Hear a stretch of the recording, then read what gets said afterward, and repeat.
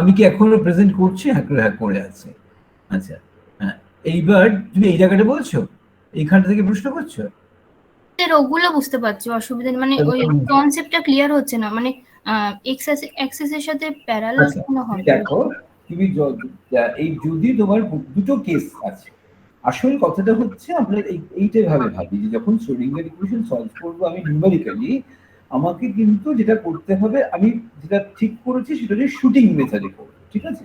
Shooting মেথডে করবো মানে আমি জানি যে যে কোনো একটা দিক থেকে আমার যে বাউন্ডারি কন্ডিশন, তার যে কোনো একটা দিক থেকে শুরু করে একটা যে কোনো ধরো এনার্জির ভ্যালু নিয়ে নেবো আমি, এনার্জির আইগেন ভ্যালু তো আমি জানি না, আইগেন ভ্যালু মানে প্রপার ভ্যালু।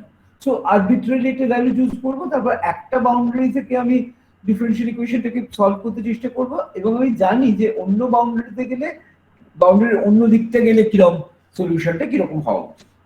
কিন্তু সেটা যদি প্রপার এনার্জি ভ্যালু চুজ করা না হয় তাহলে হবে না। আমার কাজ হচ্ছে ওই বাইসেকশন মেথডে প্রপার ভ্যালুটাকে খুঁজে বার করা, এটা তো হলো কথা।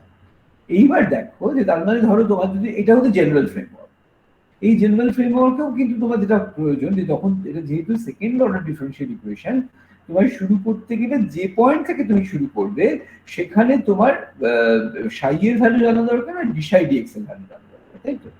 ঠিক আছে, এবার আমি বলছি যে প্রবলেমটা কত আরেকটু সহজ হয়ে যায় যদি পোটেনশিয়ালটা একটা সিমেট্রি থাকে। সিমেট্রি যদি থাকে তার মানে হচ্ছে কি, আমরা সিমেট্রি থাকে মানে পজিটিভ এক্স এর সঙ্গে নেগেটিভ এক্স এর একটা সম্পর্ক আছে, সেক্ষেত্রে আমরা, যদিও আমাদের মূল বাউন্ডারি কন্ডিশনটা হচ্ছে যে সাই tends to plus minus infinity is zero, এটা হচ্ছে আসল boundary condition, Sai tends to plus minus infinity is zero.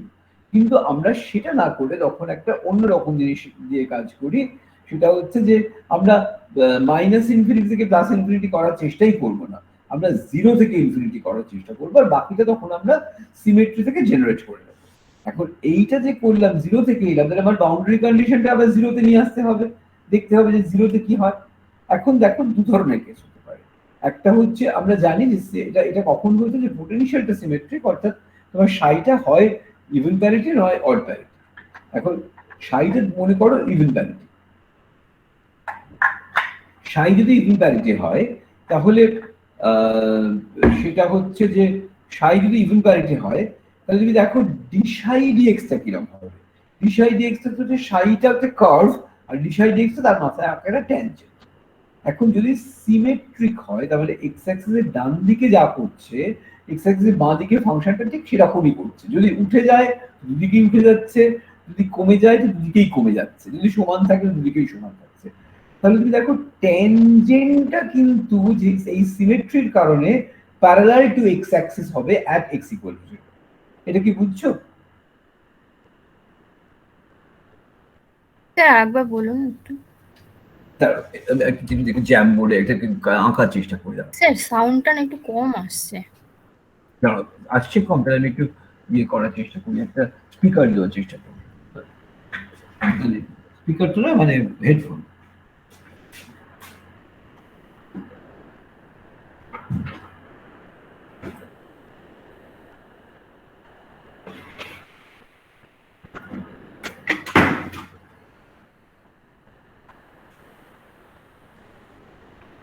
আনিনি হেডফোন, হেডফোনটা আনিনি, চেষ্টা করছে। দেখো এইটা হচ্ছে আমার ওয়াই অ্যাক্সিস, এটা এক্স অ্যাক্সিস। এবার তুমি দেখো আমার যে সাইটাকে বলা হয়েছে সিমেট্রিক।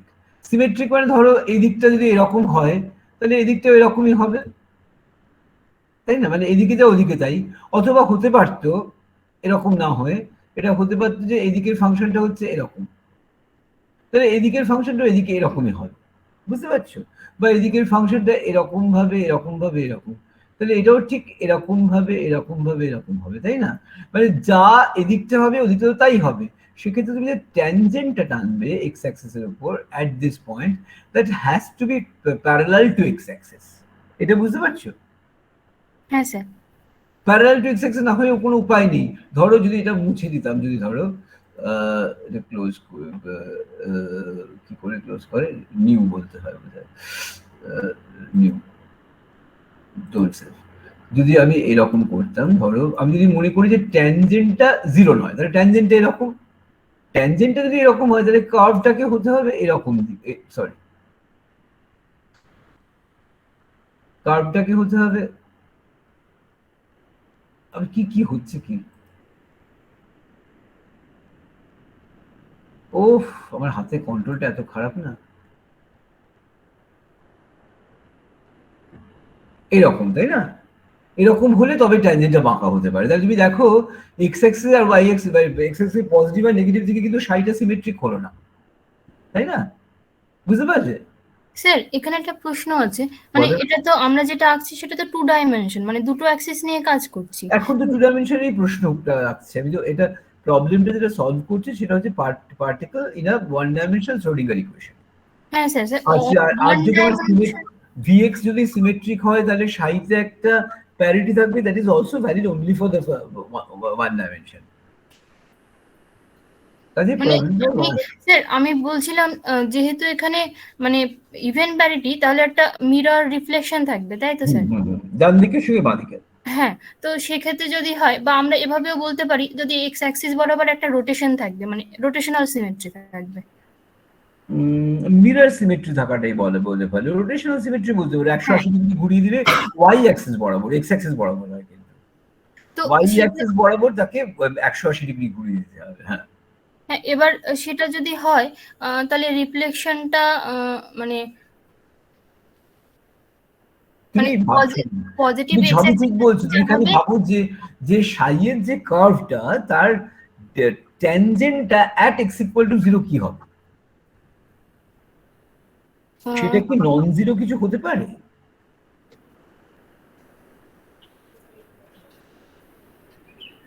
নন জিরো কিছু হওয়া মানে তো বেঁকে রয়েছে, তার মানে ধরো এরকম যদি বেঁকে থাকে তার মানে হচ্ছে এদিকে সাইটা বেশি এদিকে সাইটা কম, তার মানে তুমি জিনিসটা নেগেটিভ করলে সাইটা বেড়ে যাবে আর এদিক করলে সাইটা কমে যাবে, তাহলে এই সিমেট্রিটা ব্রেক করে যাবে। যদি এদিকে বেঁকে থাকে ট্যানজেন্ট তার মানে এটা উল্টো, তার মানে যে সাইটা যদি তুমি পজিটিভ যাও তাহলে সাইটা বেড়ে যাবে, নেগেটিভ যাও সাইটা কমে যাবে, সেটা হতে পারে না। পজিটিভ নেগেটিভ তাহলে স্যার তো পারপেন্ডিকুলার হওয়ার কথা না স্যার? তার সঙ্গে মানে এক্স অ্যাক্সিসের সঙ্গে পারপেন্ডিকুলার, মানে না, এক্স অ্যাক্সিসের সঙ্গে যদি পারপেন্ডিকুলার হওয়া মানে কি, এক্স অ্যাক্সিসের সঙ্গে পারপেন্ডিকুলার মানে হচ্ছে কখন হয়, যখন হচ্ছে সাইটা হতে পারে কি এক্স অ্যাক্সিসের পারপেন্ডিকুলার মানে হচ্ছে এইটা যদি ট্যানজেন্ট হয় তার মানে সাইটা এরকম, সেটা কি হতে পারে বলো তো, সাইটা এরকম হতে পারে? তুমি যেটা বলছিলে এক্স অ্যাক্সিসের সঙ্গে পারপেন্ডিকুলার, তার মানে সাইটা কি এরকম হতে হবে না?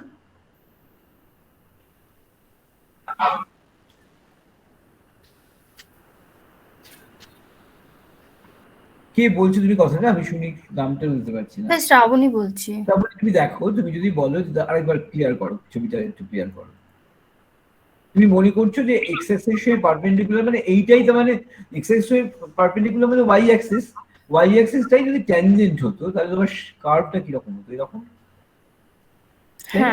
হ্যাঁ হ্যাঁ হ্যাঁ। কোনো সাই কার্ভ একই এক্স এ দুটো করে ভ্যালু ওয়াই আছে, একই এক্স এ দুটো করে সাই এর ভ্যালু আছে, হতে পারে? না। সুতরাং এটা কখনো হবে না, মানে এই জিনিসটা তো কখনোই হবে না, একই এক্স এ দুটো করে সাই এর ভ্যালু এবং এইটা ইনফিনিটির দিকে চলে যাচ্ছে, এটা কখনো হবে না। মূল আপত্তিটা হচ্ছে একই এক্স এ দুটো করে সাই এর ভ্যালু হবে না, সাই তো মানে কি বলে সিঙ্গেল ভ্যালু ফাংশন, তাই না? ও আচ্ছা আচ্ছা, হ্যাঁ স্যার বুঝতে পেরেছি। থাকলে আর কোনো রাস্তা নেই, সিমেট্রি থাকাটা তোমাকে বলবে যে ট্যানজেন্টটা at least parallel to x axis হতেই হবে। এটা হলে আমি দুরকম ধরনের কারণ আঁকতে পারি, একটা হচ্ছে এইরকম, মানে দুদিকেই নেমে যাচ্ছে অথবা দুদিকে উঠে যাচ্ছে, যা খুশি হতে পারে, কিন্তু মোট কথা ট্যানজেন্টটাকে প্যারালাল টু এক্স অ্যাক্সিস হতে হবে, বুঝতে পারছো? সেই জন্যই আমরা এইরকম একটা বাউন্ডারি কন্ডিশনের কথা বলেছিলাম, কোথায় গেল সেটা, হ্যাঁ এরকম একটা বাউন্ডারি কন্ডিশনের কথা বলেছিলাম যে যদি ওটা গ্রাউন্ড স্টেটটা ইভেন হয় তাহলে ডিসাই ডিএক্স থেকে 0 হতে হবে, ঠিক আছে, কিন্তু সাইটাকে কি হতে হবে, আমরা জানি না সাইয়ের একটা কিছু স্যার ভ্যালু। বুঝতে পেরেছি স্যার, আমি অ্যাকচুয়ালি টু ডাইমেনশনালের সাথে গুলিয়ে যাচ্ছিলাম, মানে ওইখানে প্রবলেম হচ্ছিল বুঝতে। টু ঠিক আছে স্যার, ডাইমেনশনের বুঝতে সঙ্গে পেরেছি। গুলিয়ে যাচ্ছিল মানে? মানে অ্যাকচুয়ালি আমি ভাবছিলাম যে এক্স অ্যাক্সিস ওয়াই অ্যাক্সিস মানে একটু গুলিয়ে যাচ্ছিল ওখানে। ঠিক আছে স্যার, বুঝতে পেরেছি। এখন কি বলে গেছে? আচ্ছা, হ্যাঁ হ্যাঁ। আর কারোর কোনো প্রশ্ন আছে? তাহলে আমরা এবার যাই, মানে দেখি। স্যার আমি বলছিলাম ওই একটা জায়গা, ওই যেটা আপনি ডাইমেনশনলেস করেছেন না, হ্যাঁ, ওই এক্সটা X by root over H. খুলি এই প্রবলেমটা, এই হ্যাঁ, প্রবলেমটা। ডাইমেনশনলেস যেটা করেছেন না স্যার, হ্যাঁ, ওই এক্স বাই রুটটা আমার মানে আমি করলাম x by h cut m ওমেগার মতো আসছিল। তা বোঝায় না, ওটা হলো রুট। উপরে স্যার, আরো একটু উপরে যান, উপরে করেছে, হ্যাঁ একটু আরো একটু যান উপরে। হ্যাঁ, ফার্স্ট স্টেপ লেখা ছিল, তারপরে বাদ এই যে দেখা যাচ্ছে এই বাদটা। হ্যাঁ, এটা তুমি তোমাদের সন্দেহ আছে? দাঁড়াও একটু দেখি আমি কিছু ভুল করেছি কি নাকি দেখা যাবে। না, বইয়ে ওটাই আছে। আমার বই যেই কোনটা জায়গাটা আছে? বুঝতে পারিনি। বই কোনটা আছে? হ্যাঁ, রুট দিয়ে আছে। হ্যাঁ, আপনি যেটা করিয়েছেন ওটাই তো আছে বইতে। হ্যাঁ, তাহলে মনে হয় ভুল হয়েছে আমার। ঠিক আছে দেখবো আগে।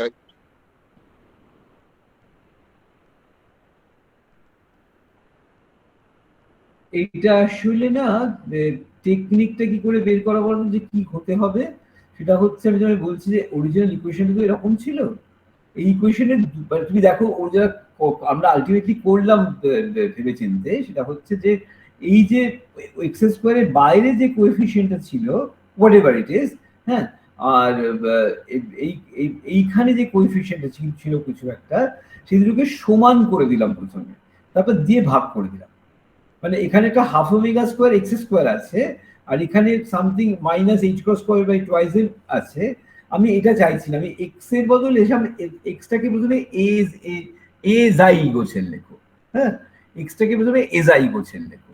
তাহলে এইখানটা একটা এক্স স্কোয়ারের জায়গায় এ স্কোয়ার জাই স্কোয়ার চলে আসবে, আর এইখানে একটা এক্স স্কোয়ারটা জাই স্কোয়ারটা এখানে বসে এ স্কোয়ারটা এখানে চলে আসবে। তাহলে তুমি এবার ইকুয়েট করো যে মাইনাস এইচ ক্রস, মাইনাসটা বাদ দিয়ে H cross square by twice M A square equal to half M omega square A square. বুঝতে পারছো আমি কি বলছি? হ্যাঁ স্যার। অর্থাৎ আমি কি দিয়ে ভাগ করবো সেটা দিয়ে যদি প্রশ্নটা থাকে, এটা বের করবো কি করে? আমার প্রিন্সিপালটা হবে যে আমি এইটাকে আর এইটাকে এই দুটোর কোএফিসিয়েন্ট দুটোকে সমান করে ফেলবো। তেমনই এক্স কে একটা এজাই লিখবো, সো দ্যাট এই পাশ থেকে একটা এ বেরোয়, এই পাশ থেকে একটা এ বেরোয়, এই দুটো একে এর থেকে আমি ইকুয়েট করে বুঝতে পারবো এর কি ভ্যালু নিলে এই দুটো টার্ম সমান হয়ে যাবে কোএফিসিয়েন্ট গুলো। তখন সিম্পলি কোএফিসিয়েন্ট গুলো নামিয়ে দেবো ওদিকে, ওদিকে নামিয়ে দিলেই যেটা হবে সেটা হচ্ছে যে এরকম জিনিসটা হয়ে যাবে, মানে ইকুয়েশনটা এরকম সিম্পল ফর্মে দেখতে হবে। আচ্ছা বুঝতে পেরেছি। এটা হচ্ছে বেসিক টেকনিক। আচ্ছা ঠিক আছে। চলিয়ে স্যার, এবার আমরা তাহলে দেখতে শুরু করি। আমি বেরিয়ে যাই, তোমরা শুরু করবে। স্টপ প্রেজেন্টে আমি ডাকবো, তাই তো?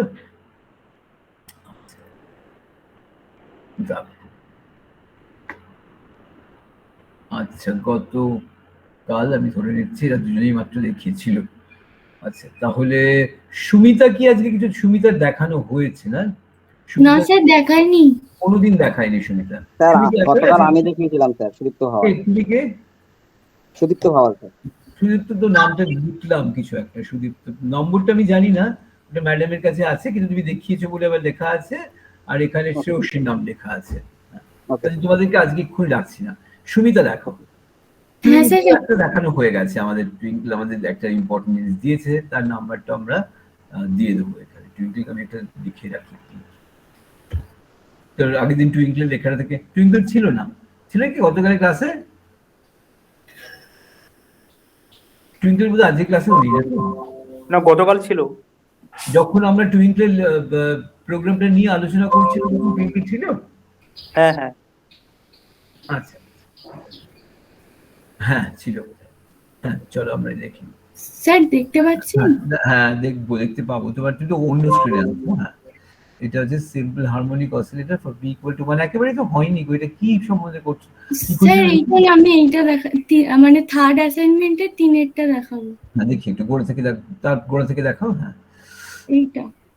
আচ্ছা, থার্ড অ্যাসাইনমেন্ট এটা হচ্ছে তোমার সিম্পল হারমোনিক মোশন কি? হ্যাঁ, x to the power i দিয়েছে, তাই তো? আর আই এর ভ্যালুটা কোথায় তুমি স্পেসিফাই করেছো? আই এর ভ্যালুটা কোথায় তুমি দিলে? আই এর ভ্যালুটা পি এর মধ্যে নিয়েছি, ও ওটা লুপের মধ্যে রয়েছে। হ্যাঁ। আচ্ছা আচ্ছা, লুপের মধ্যে রয়েছে। তুমি পুরো জিনিসটা দুবার তিনবার করবে। পির ভ্যালু কত? 3 পিটা 5 কোথায়? ও ওটা পি এনপি হচ্ছে ডট অ্যারে। 3 5 7 9, ঠিক আছে। এইটার মধ্যে ঘুরে ঘুরে তিনবার দেখি ছবিটা কিরকম হয়েছে। এটা খালি অন্য ছবিও নিশ্চয়ই আছে। হ্যাঁ আচ্ছা, এই প্রথমটা কি ফেস প্লট? ও হ্যাঁ। প্রথমটা হচ্ছে কোনটা, কত ফেস প্লটটা হলো? তিনেরটা মানে পর পর এটা 3। আচ্ছা 3, তারপরে 3 এর ছবিটা দেখি। তিনের টাইমস আচ্ছা, তারপরে 5 5। এগুলো কি একটু সুপারপোজ করা যায় কি? স্যার। দাঁড়াও, করা যাবে। তুমি না একটা কাজ করো, আপাতত আমরা একটা প্লট দেখি। হ্যাঁ চলো উপরে যাও। কিন্তু সেটা দেখতে খুব মানে ইয়ে হয়ে যায়। উপরে যাও, মানে প্রোগ্রামটা যাও। আমরা না দেখি না সেটা কি তফাৎটা আমরা বোঝার চেষ্টা করছি। তো উপরে যাও, প্রোগ্রামটা প্রোগ্রামটা হ্যাঁ আমরা এইটা তোমার প্রোগ্রামটাই বুঝে গেছি, কিন্তু তোমার প্রোগ্রামটা না আপাতত আমরা ইয়েটা করবো না, মানে টাইম সিরিজটাই দেখবো, ওইটা দেখবো না। হ্যাঁ তারপরে এই যে পিএলটি এক্সভি ওইটাকে তুমি হ্যাশ করে দাও, ওগুলো হ্যাশ করো, ওই 3টে লাইনে হ্যাশ করে দাও। হ্যাঁ ওগুলো আমরা দেখবো না আপাতত।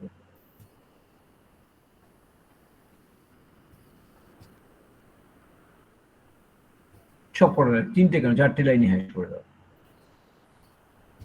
আচ্ছা এবার এসো, তলায় এসো, এই পিএলটি গ্রিড আর পিএলটি শোটাকে তুমি লুপের বাইরে বের করে দাও। হ্যাঁ আচ্ছা তাহলে কি হবে বলো তো? আর পিএলটি টাইটেলটাও লুপের ওভারল্যাপ হয়ে যাবে সবগুলো। হ্যাঁ সেটাই চাইছি।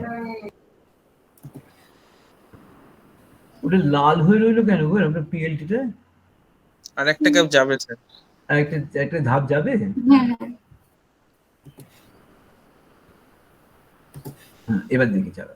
হ্যাঁ আচ্ছা আরেকটা জিনিস হলে ভালো হতো, সেটা হচ্ছে যে তুমি যদি একটা পিএলটি লেজেন্ড করে দিতে পারতে। হ্যাঁ চালিয়ে দিয়েছিলে তুমি? হ্যাঁ আটটা কাট। দাঁড়াও, আর প্লটে যে আর আছে ওটা কাট। কোনটা? হ্যাঁ 8টা কাটো সেই। এই পিএলডি প্লটের মধ্যে হ্যাঁ হ্যাঁ ওই পিএলটি প্লটে 8টা কেটে, সব লাল রং দিয়ে ওটা ভালো লাগছে না। হ্যাঁ কেটে দাও, ঠিক আছে। আর তলে কমাটা হ্যাঁ তার তলে একটা লাইন যোগ করো, এই পিএলটি ডট টাইটেল একটু আগে, লুপের বাইরে, হ্যাঁ লুপের বাইরে। পিএলটি ডট টাইটেল লেজেন্ড কি বলবো, ফার্স্ট ব্র্যাকেট, এবার কোড 3 কোড 5 কোড 9 এরকম বোঝায়। Within code 3 within code 5 within code 9। Code 3 হ্যাঁ হ্যাঁ ওই তো তোমার পি এর যে ভ্যালুগুলো নিয়েছিলে তুমি, আবার কমা দিয়ে যাব হ্যাঁ কমা দিয়ে দিবে। একটা কোডের মধ্যেই? না না না না রাখেন না। 3টে আলাদা স্ট্রিং।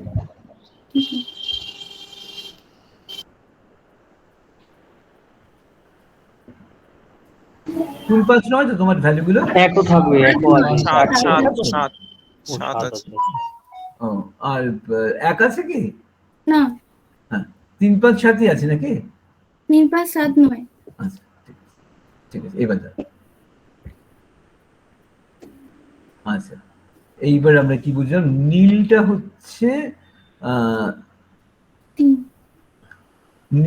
হচ্ছে তোমার ওই কিউব, তারপরে 5 করতে গেলে আরেকটু সরে যাচ্ছে, 7 করেছি। আচ্ছা আর 9টা আরো বোঝা যাচ্ছে যে মানে আরো সরে যাচ্ছে। আর শেপটা কি খুব বোঝা যাচ্ছে তফাৎ কি হলো? মানে ফ্রিকোয়েন্সি কমে যাচ্ছে, আস্তে আস্তে বাড়ছে। ফ্রিকোয়েন্সি কমে গেল, এটা তো বুঝতে পারলাম। আর হ্যাঁ ঠিক, এটা খুব ভালো কথা, ফ্রিকোয়েন্সি কমে যাচ্ছে এটা তো বুঝতে পারছি। আর শেপটা দেখে ওর থেকে ভালো কিছু বোঝা যাচ্ছে না, তাই না? আচ্ছা এবার একই রকম জিনিস তুমি করো ওইটা সম্বন্ধে, মানে যেটা আগে হ্যাশ করে রেখেছিলে সেটা সম্বন্ধে। আচ্ছা তো কাজে এইগুলো সব থাক, হ্যাঁ, পিএলটি ডট ওইগুলো থাক, আর তুমি বরঞ্চ ওই আগের হ্যাশগুলো তুলে দিয়ে এই হ্যাশগুলোকে অন্যগুলোকে হ্যাশ করে দাও।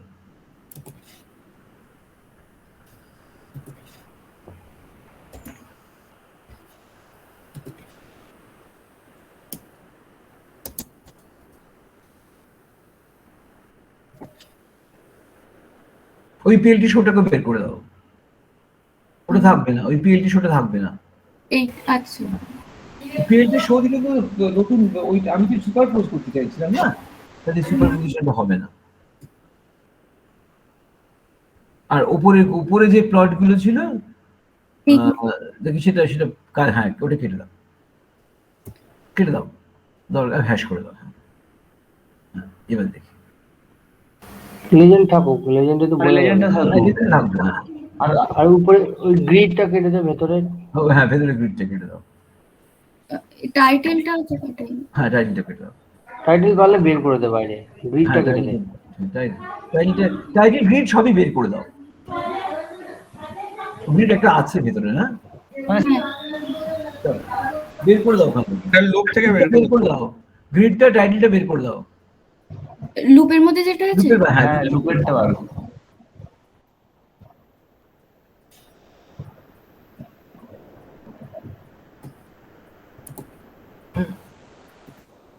বেশ, চলো।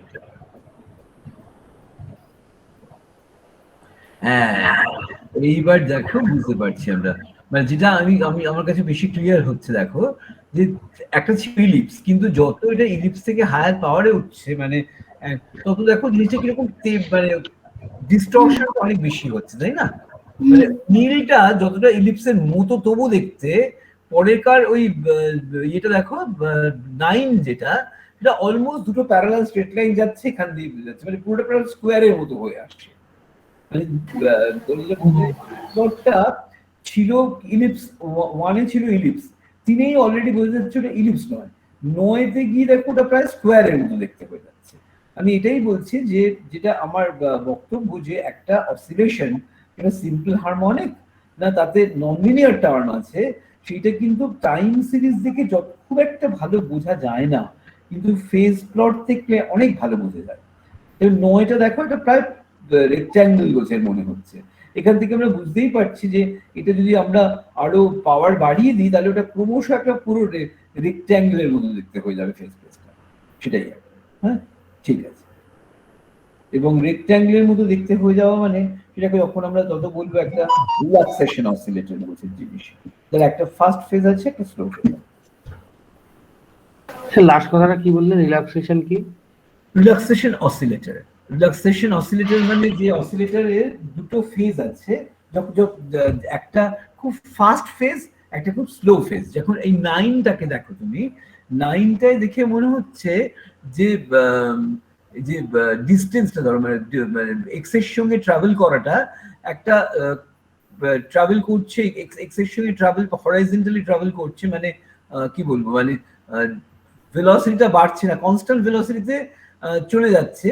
তারপর বেশ খানিকটার সময়ও আর মানে কি বলবো, ওই ডিস্টেন্সটা অনেকক্ষণ, মানে ডিস্টেন্সটা খুব কম চেঞ্জ করছে, বুঝতে পারছো? মানে যখন এই কার্ভটা পাক খেয়ে ওপর দিকে উঠছে, ধরো মানে বিটুইন টু স্ট্রেট লাইন অংশগুলোতেও খুব খালি এক্স এ চেঞ্জ হচ্ছে, ভেলোসিটি চেঞ্জ হচ্ছে না, আর অন্য দিকটা ভেলোসিটি চেঞ্জ হচ্ছে, সেখানে এক্স এ চেঞ্জ হচ্ছে না, সেটাই বলতে চাইছি আমি, বুঝতেই না? সেরকম দুটো প্রায় সেপারেট। হ্যাঁ, মানে ওখানে প্রায় ভেলোসিটিটা মানে খুব তাড়াতাড়ি বাড়ছে।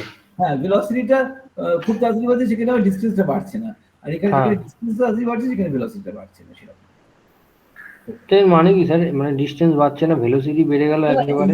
মানে এটা এক ধরনের অসিলেটরের বৈশিষ্ট্য, যেসব ক্ষেত্রে হয় তাকে বলে রিল্যাক্সেশন অসিলেটর, যেখানে দুটো ডিস্টিংক্ট ফেজ দেখা যাবে, যে এই ফেজটাতে ডিসটেন্স ইয়ে বাড়ছে, ওই ভেলোসিটি বাড়ছে, ওই ফেজটাতে ডিসটেন্স বাড়ছে। এটা একটা ক্লাস অফ অসিলেটরের বৈশিষ্ট্য।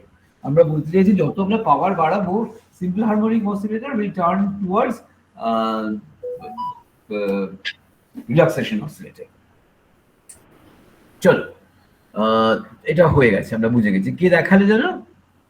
স্যার সুমিতা। বাহ, ঠিক আছে, সুমিতা দেখিয়ে দিয়েছো, আমরা পেয়ে গেছি। ভালো। নেক্সট কি দেখাবো, নেক্সট আমাদের কি যেন দেখার আছে, সেটা হচ্ছে ফ্রিকোয়েন্সি। A9 এর 1-2 হ্যাঁ, A9 এর 1-2 এক দুই, প্রথমে একটা দেখবো, অর্থাৎ ফ্রিকোয়েন্সি কি করে এস্টিমেট করবো একটা অসিলেশন থেকে। ঠিক আছে, ঠিক আছে, এইটা কি দেখাবে আমাকে? আমি ডাকি সুমিতা, সুদীপ্ত, সৌরভ, খিলা দেখিয়েছে। স্যার আমি দেখাইনি এখন, দেখাবো স্যার। দাঁড়াও, কে তুমি? কে? স্যার শ্রাবণী। দাঁড়াও আমি দেখি, স্নিগ্ধাকে একটু ডাকি। স্নিগ্ধা দেখিয়েছো? না স্যার দেখায়নি, কিন্তু আমি এক একটা পারি করতে, মানে ওই ফ্রিকোয়েন্সি যেটা ছিল। আচ্ছা আচ্ছা, দেখছি। শ্রাবণী দেখাবেন? হ্যাঁ স্যার। ওইটা হয়েছে না তোমার ফ্রিকোয়েন্সি দেখাও। বের করা? আচ্ছা দেখি কি করে স্যার করেছে। আপনাকে পাঠিয়েছিলাম একটা। না আমি তো সেটা দেখিনি, চলো না আমরা এখানেই দেখি। তোমার কি হয়েছে না হয়নি? স্যার আপনি একটু দেখে নিন, আমি দেখাচ্ছি। না সেভাবে দেখবো না, কার হয়েছে তারটা আগে স্যার দেখি। হয়েছে, একটা হয়েছে, একটা হয়েছে মানে কি, কোনটা মানে হয়েছে? এক একটা করেছি স্যার, ওটা আচ্ছা, দেখাচ্ছি আপনাকে।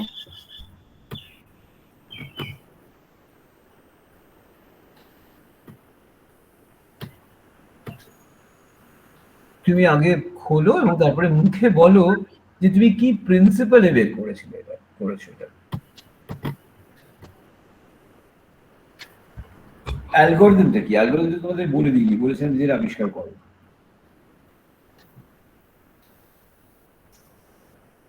স্যার স্ক্রিন প্রেজেন্ট তো হচ্ছে না, মানে প্রবলেম হচ্ছে, করতে পারছি না।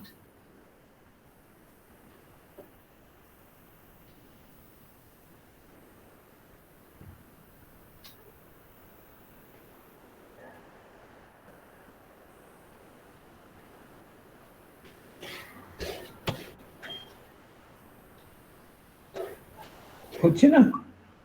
তাহলে অন্য কেউ দেখাও, অন্য কেউ দেখাও। স্যার আমি দেখাবো টুইঙ্কেল। কে আমি কে? বাকি আছি। টুইঙ্কেল, কে?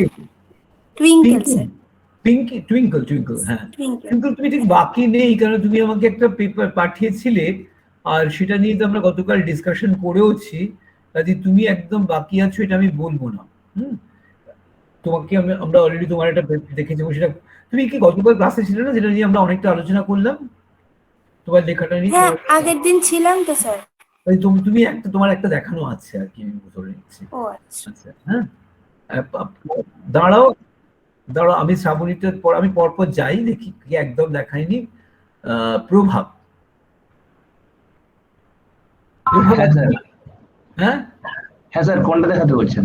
ওই কত নম্বর হলো, কত র্যাকেটটা এটা?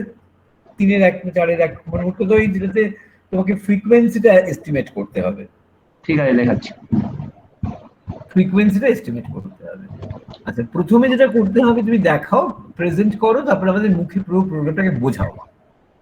তারপরে অ্যালগরিদমটা তো তোমার অ্যালগরিদম নিশ্চয়ই।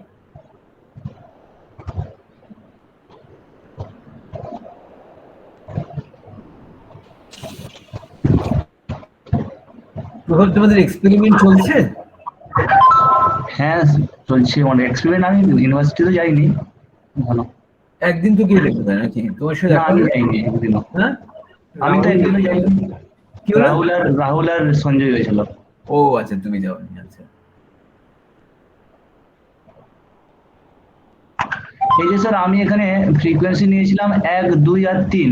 আচ্ছা, আর আমি দেখিয়েছি এই যে একটা বেরিয়েছে 1.00 সামথিং 1, 2, আর একটা 2 এর কাছাকাছি বেরিয়েছে, 2 নিয়েছিলাম। আর এটা স্যার 3 নিয়েছিলাম, 3 এর কাছাকাছি বেরিয়েছে। আচ্ছা, এবার কি পদ্ধতিতে বের করেছো একটু দেখি। হ্যাঁ,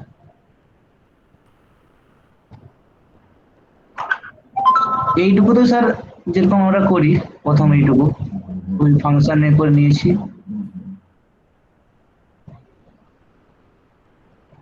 ঠিক আছে, xt অবধি বুঝলাম, তারপরে? এবার স্যার আমি এখানে যে স্যার এই যে কি করেছি, এই xt মানে দুটোর মধ্যে, এই দুটোর মধ্যে ডিসটেন্সটা মাঝে বার করার চেষ্টা করেছি আমি। কোন দুটোর মধ্যে?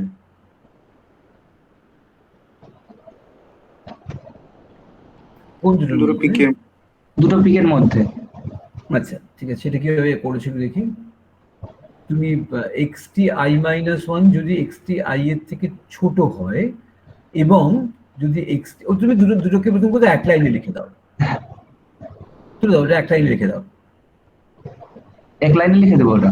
If xt I and দিয়ে না না and ফান্ড কি দরকার হয় না। If xt I minus 1 is less than xt is less than xt I plus 1 একবারে, হ্যাঁ, যেন অঙ্ক করছো। ওকে, তাহলে পাইথন কেন, কি সি নিয়ে কাজ করছি নাকি আমরা?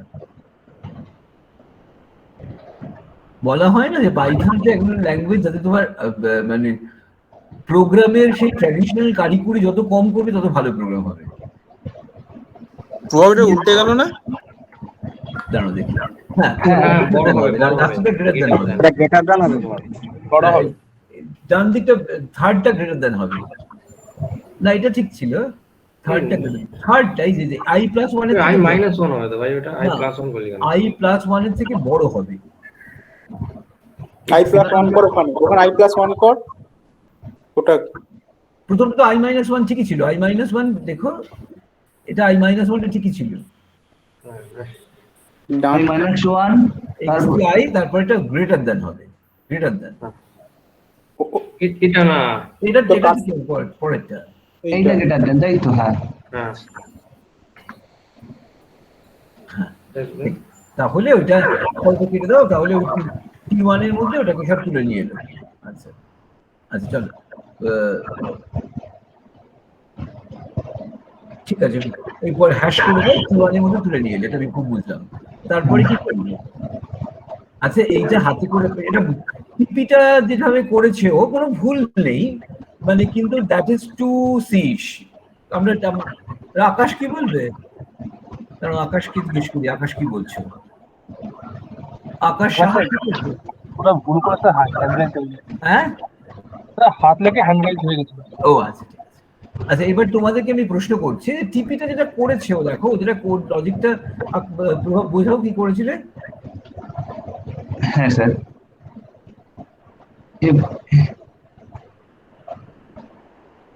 হ্যাঁ মানে মুখে বলো, আমি বুঝতে পারছি, মুখে বলো। হ্যাঁ স্যার, আর ওই স্যার দুটো ম্যাক্সিমার মধ্যে টাইমের ডিফারেন্সটা হলো টাইম পিরিয়ড। হ্যাঁ আচ্ছা এটা একদম ঠিক আছে, কোনো অসুবিধা নেই, মানে অঙ্ক হিসেবে ঠিক আছে, কিন্তু স্টাইল হিসেবে আমার বক্তব্য যে তুমি এইটার জন্য তুমি নামপাইতে করছিলে, তুমি এটাকে নামপাই আগেতে কনভার্ট করে দাও, টিপিটা t1টাকে, হ্যাঁ মানে ওইটাকে ওই লাইনটাকে হ্যাশ করে দাও, মানে টিপি লাইনটাকে হ্যাশ করে দাও। টিপি লাইন কি বলছেন না t1? হ্যাঁ ওই লাইনটাকে হ্যাশ করো, হ্যাশ মানে হ্যাশ করে দাও, তারপর আমি বলছি কি করতে হবে ওটা। আচ্ছা, পরের লাইনটা এসো,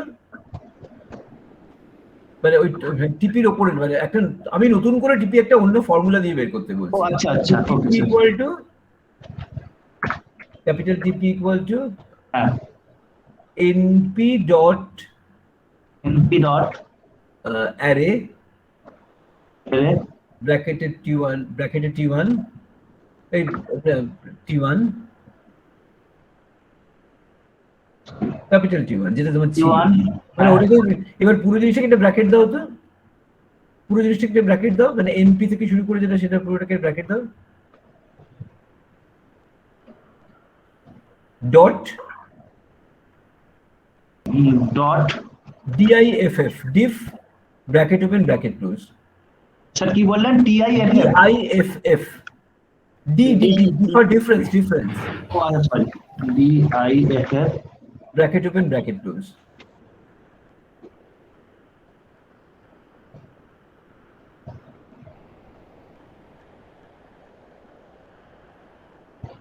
হ্যালো স্যার আছেন? হ্যাঁ আচ্ছা, আর কি স্যার কিছু পরিবর্তন করতে বলছেন? না বলছি না। আচ্ছা আর হ্যাঁ দেখো তো এটা কাজ করে কিনা। আচ্ছা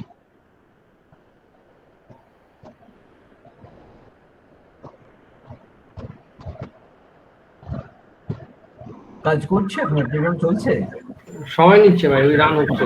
তাহলে এবার আসেনি অ্যাটলিস্ট কোনো, তাও বোঝা যায় না, পরে আসতে পারে। আচ্ছা আরেকটা কিছু সমস্যা বলে তোমার ছিল জানো, সমস্যার সমাধান করতে হবে। ও না ঠিক ছিল না, রান কি করছে? কিছু করছে না কেন? দেখি উপরে যাও দেখে হয়ে যাবে, উপরে যাও। এই না, এই তো বেরিয়ে গেছে মনে হচ্ছে নাকি? না, এই স্যার এখানে কি ছিল, numpy dot nd array object has no attribute diff। ডিফ তো আছে রে বাবা, দেখি ডিফ তো diff এখানে আছে না স্যার, simpy তে থাকে ডিফটা। সিম পাইছেন এখানেই আছে, নামপাই ডিফ।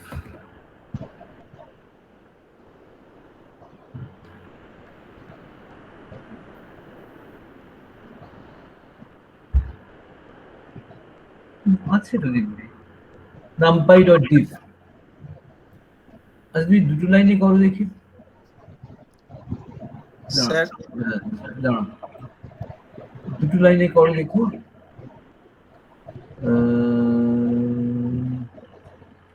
কোন দুটো লাইন পাল্টান, কোন দুটো লাইন? আচ্ছা একটা কাজ করো, হ্যাঁ মানে ওটাকে দুটো লাইনে করতে বলছি, মানে that will be NP dot array অবধি বলে রেখে দাও, মানে TP equal to NP dot array অবধি বলে দাও, হ্যাঁ ডিফটা কেটে দাও। ও টি1টাকে তুমি আবার থার্ড ব্র্যাকেট দিয়েছো কেন গো? দিতে হয় না তো, শুধু টি1 দিলেই হয়। আমি স্যার এখানে যে অ্যাপেন্ড করছিলাম। ডিফটা কাটো ব্র্যাকেট কাটো। আচ্ছা ওই থার্ড ভেতর থার্ড ব্র্যাকেটও কেটে দিতে বলছেন?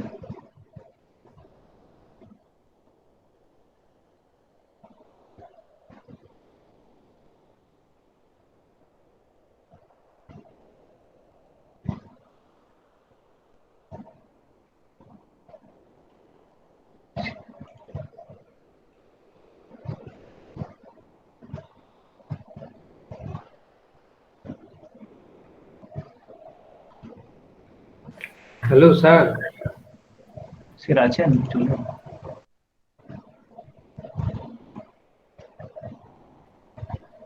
স্যার শোনা যাচ্ছে না কিছু?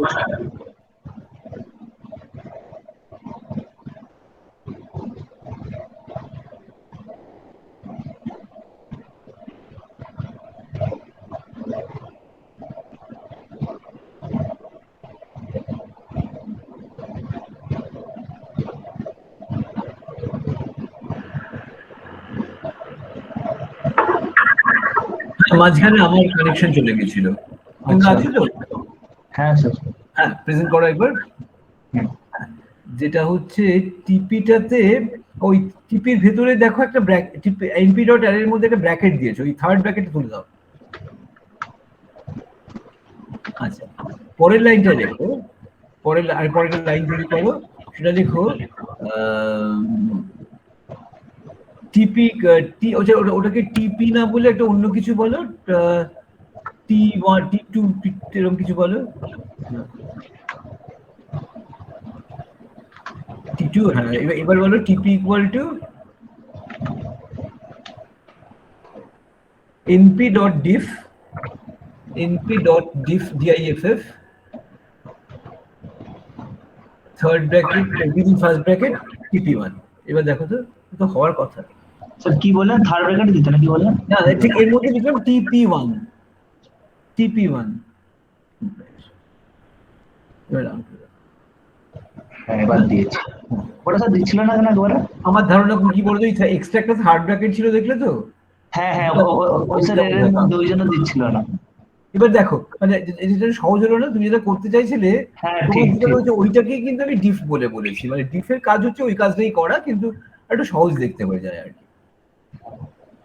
এক্স্যাক্টলি ওই কাজটাই করবে, মানে একটা অ্যারে থেকে তোমার পাশাপাশি নাম্বার গুলোকে বের করে করে আরেকটা অ্যারে তৈরি করে ফেলা, সেটা হচ্ছে। কিন্তু তোমরা সবাই বুঝলে, ক্লাসে কেউ কি আছো যে প্রোগ্রামটা বুঝুনি? প্রভাব, আমি খুব খুশি হয়েছি তোমার প্রোগ্রামটা, খুব খুশি হয়েছে। আর বাকি একটু দেখে নাও তোমরা, প্রভাবের কাজটা কিন্তু খুব ভালো হয়েছে। বাকিরা দেখো যে ক্লাসে কেউ আছো কিনা যে নাকি এটা বোঝোনি।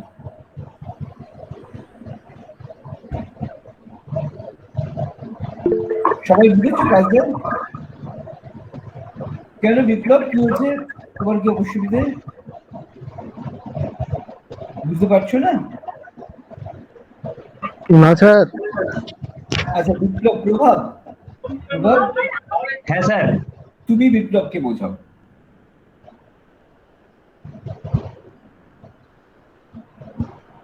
আমি বোঝাবো বিপ্লবকে। তুমি বোঝাও, কেননা বিপ্লব আমি বোঝালে ও একটু বুঝতে অসুবিধা হয়েছে এর আগে।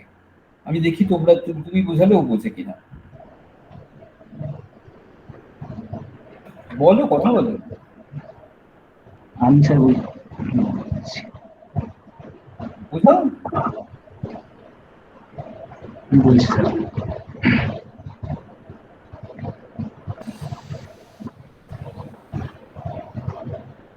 এই তো স্যার লুপটার মধ্যে অ্যাকচুয়ালি ম্যাক্সিমা গুলোর পজিশন আমায় না, পুরো কথাটা বিপ্লবের সঙ্গে বলবে।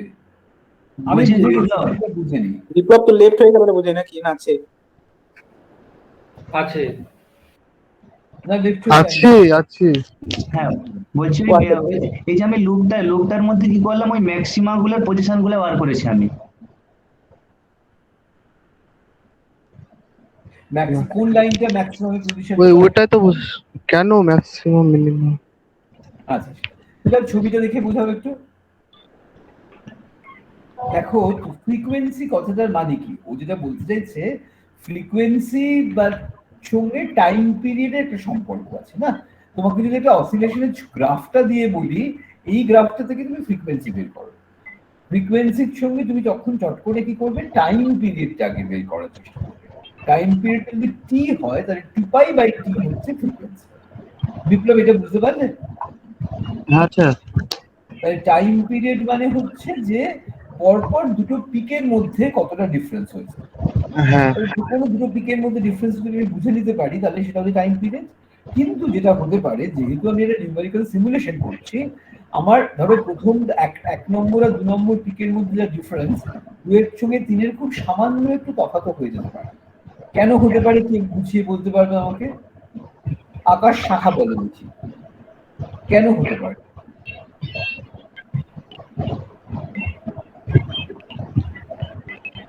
আকাশ শাখা বলো যে দুটো পিকের মধ্যে টাইম, যদি আমি এখানে ছবিতে মাপতে চাই বা অঙ্কটা কম্পোজ করতে চাই, টাইম পিরিয়ড একটু ডিফারেন্স হতে পারে। বল।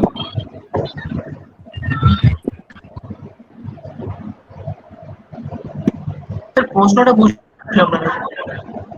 আসলে আমাদের প্রথম প্রশ্নটা কি ছিল যে আমরা ফ্রিকোয়েন্সি বার করবো, গ্রাফটা দেওয়া আছে, ছবিটা দেওয়া আছে আর করসপন্ডিং ডেটাটাও দেওয়া আছে। আমি ছবিটা থেকেও ঝলক যদি বের করতে চাই, প্রথমে হাতে একটা স্কেল নিয়ে ছবিটা থেকে বের করবো। তাহলে আমি কি করতাম, সেটা হচ্ছে যে আমার ফ্রিকোয়েন্সি বের করা মানে টাইম পিরিয়ড বের করা। আগে টাইম পিরিয়ডটা টি হলে 2π/t হবো ফ্রিকোয়েন্সি, তাই তো? সেটা কিভাবে এগোবো, মানছো তো? হ্যাঁ স্যার। এবার নেক্সট কোয়েশ্চেন হচ্ছে টি মানে টাইম পিরিয়ড মানে যে দুটো পিকের মধ্যে দূরত্ব, তাই তো? দুটো পিকের মধ্যে কতটা টাইম আছে, টাইম পিরিয়ড আছে। এবার নেক্সট প্রশ্ন যেটা আমি শার্পলি তোমাকে করছি সেটা হচ্ছে যে তাহলে আমার যদি স্কেল থাকতো, আমি তো যে কোনো দুটো পিক পাশাপাশি পিকের মধ্যে ডিফারেন্সটা দিয়ে দিতাম, তাই না? সেটা নিচ্ছি না কেন? যেটা করেছে দেখো প্রভাব, সেটা হচ্ছে যতগুলো ডিফারেন্স মাপা সম্ভব সব মেপে নিয়েছে, মেপে নিয়ে তারপর সেগুলো একটা অ্যাভারেজ নিচ্ছে। হ্যাঁ, তারপরে তারটা অ্যাভারেজ নিচ্ছে। কিন্তু কেন সেটা করে? সেটা কি করা দরকার ছিল না যে কোনো প্রথম দুটোকে নিয়ে নিলেই হইতো?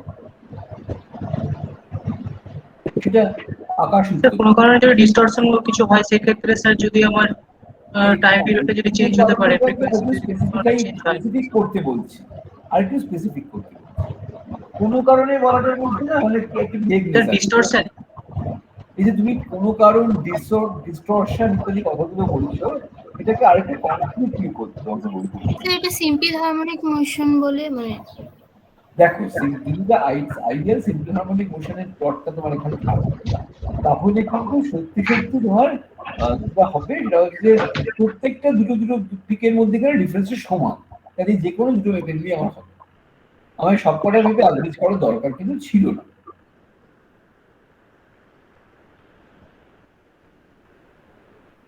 স্যার এক্ষেত্রে এররটা স্যার কোথায় হবে? কিসের এররটা কেন হচ্ছে, এটাই তো প্রশ্ন। এররটার সোর্সটা এখানে কোথায়? স্যার নিউমেরিক্যালি করছে তো ওই কারণে থেকে মানে ভ্যালু মিলবে না। তাও হ্যাঁ, সেটা তুমি ঠিকই বলছো, কিন্তু তাও একটা অসুবিধা যে অ্যাকচুয়াল অসুবিধাটা কোথা থেকে আসবে?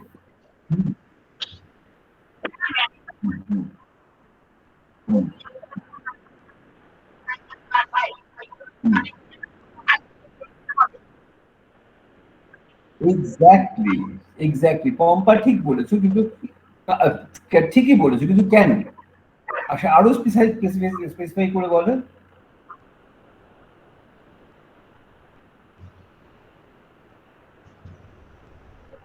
পম্পা যেটা বলছে যে আমি পিক গুলো যে মাপছি এক্সাক্ট ম্যাক্সিমাটাকে আমি নাও মাপতে পারি, তার ম্যাক্সিমাটা মাপছি না হয়তো, কিন্তু পম্পার মনে হচ্ছে, কিন্তু কেন মাপছি না? এক্সাক্ট ম্যাক্সিমাটা কি মাপতে এরার হচ্ছে না অন্য একটা প্রবলেম আছে? তুমি দেখো আমরা যখন গ্রাফটা করেছি, আমরা প্রথমে একদম উপর দিকে ওঠো কার্ভটাতে, একটু মানে এই প্রোগ্রামিং উইন্ডোটার উপরে ওঠো, প্রোগ্রামিং উইন্ডোটার উপরে উঠে একদম উপরে যাও।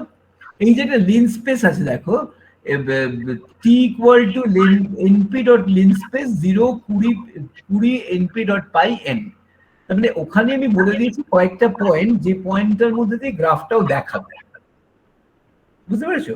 তার মানে ওইখানে আমি গ্রাফে ওই কটা পয়েন্টের উপরে কিন্তু গ্রাফটাকেও শো করছে, আর এক্সাক্ট পিকটা ওই পয়েন্টগুলোর উপর নাও থাকতে পারে।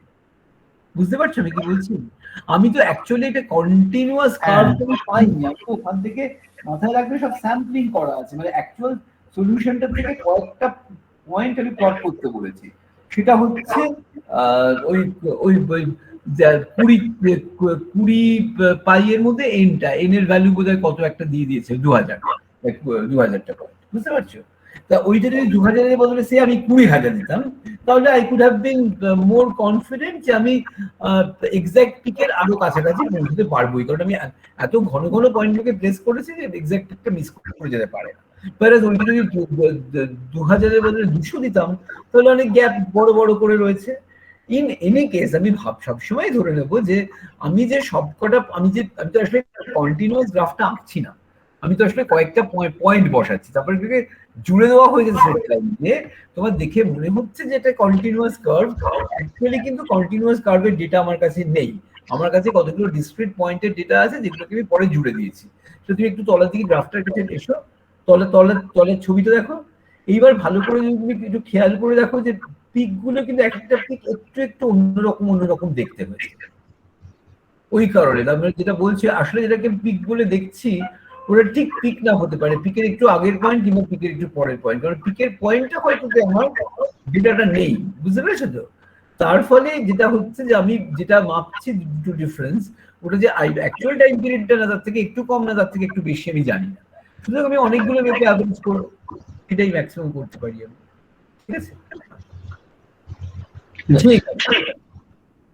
আচ্ছা তাহলে আমরা মোটামুটি বুঝে গেলাম যে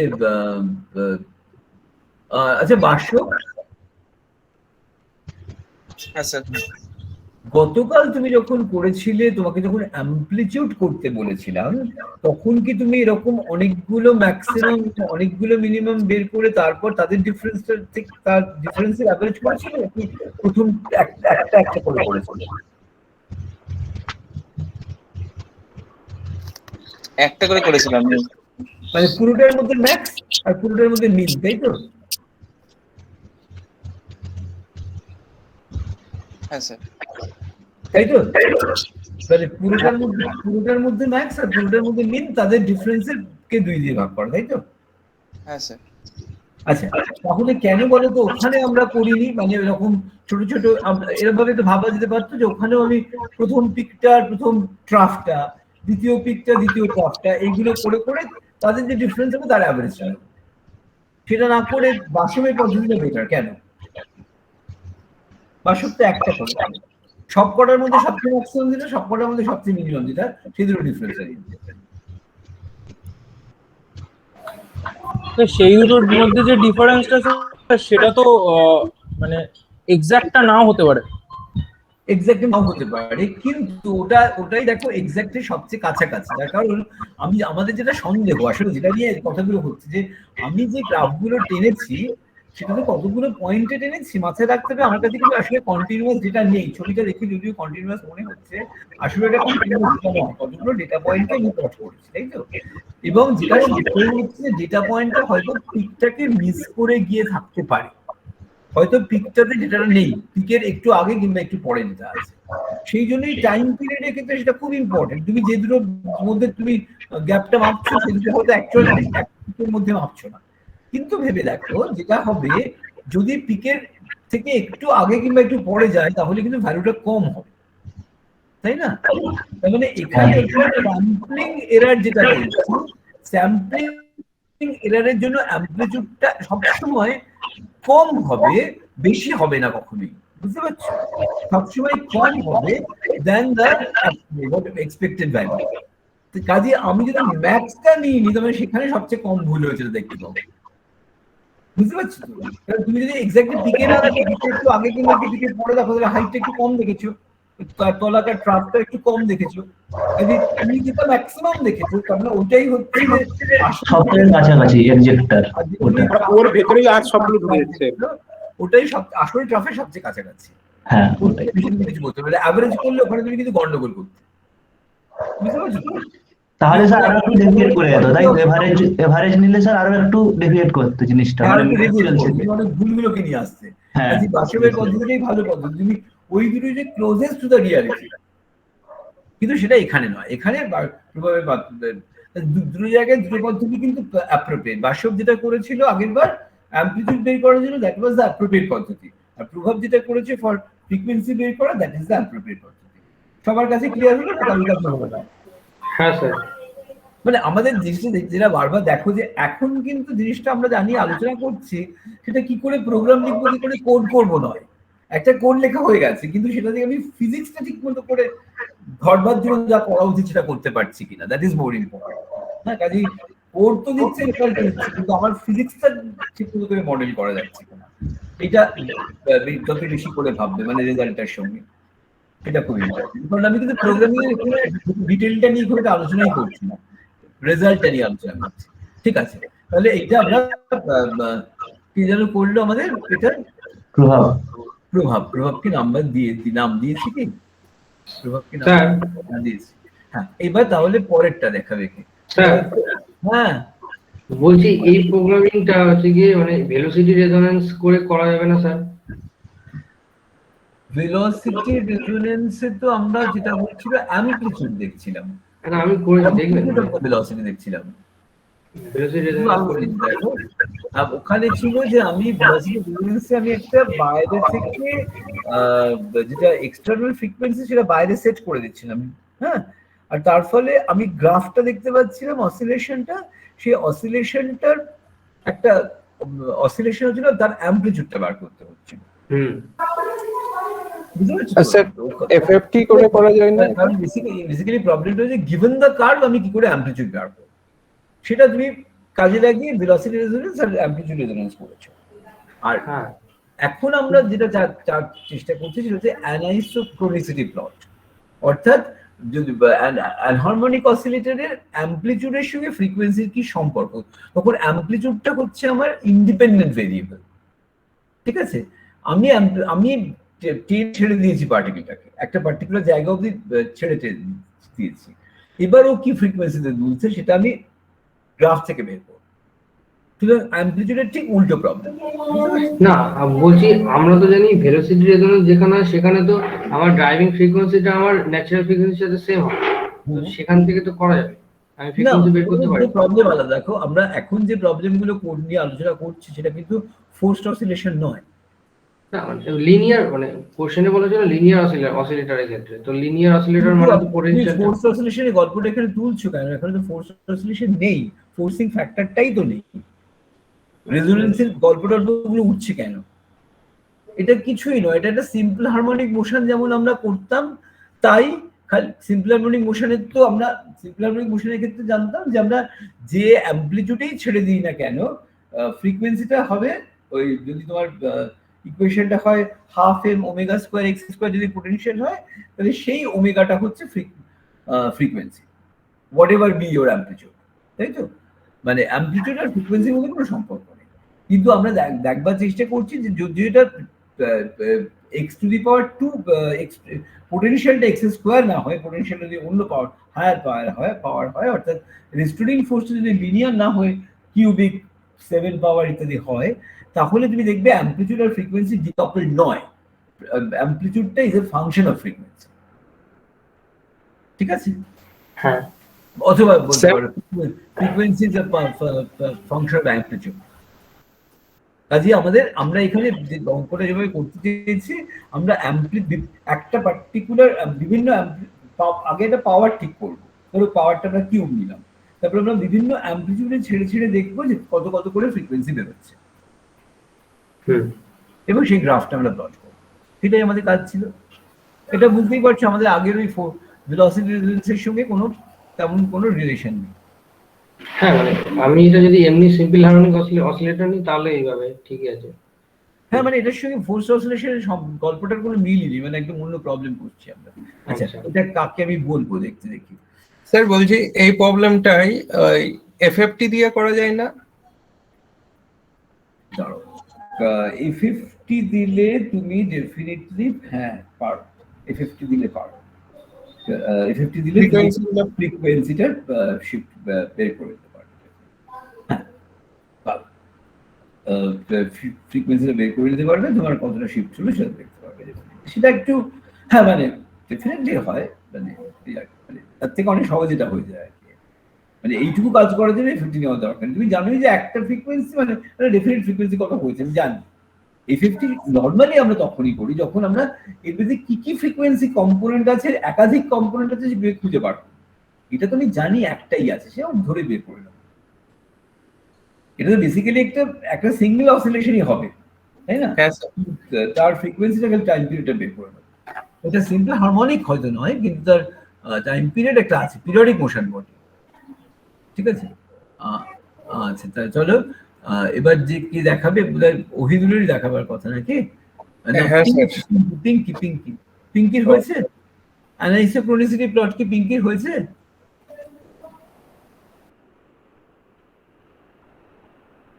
পিঙ্কি আছো?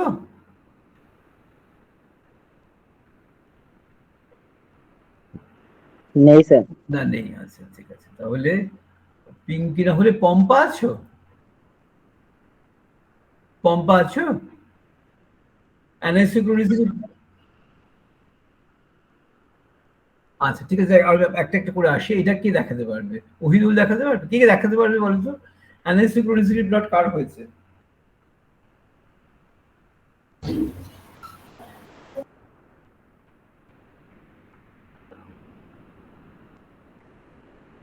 কারণ হয়নি সারা ক্লাসে? না স্যার, এটা পারিনি স্যার।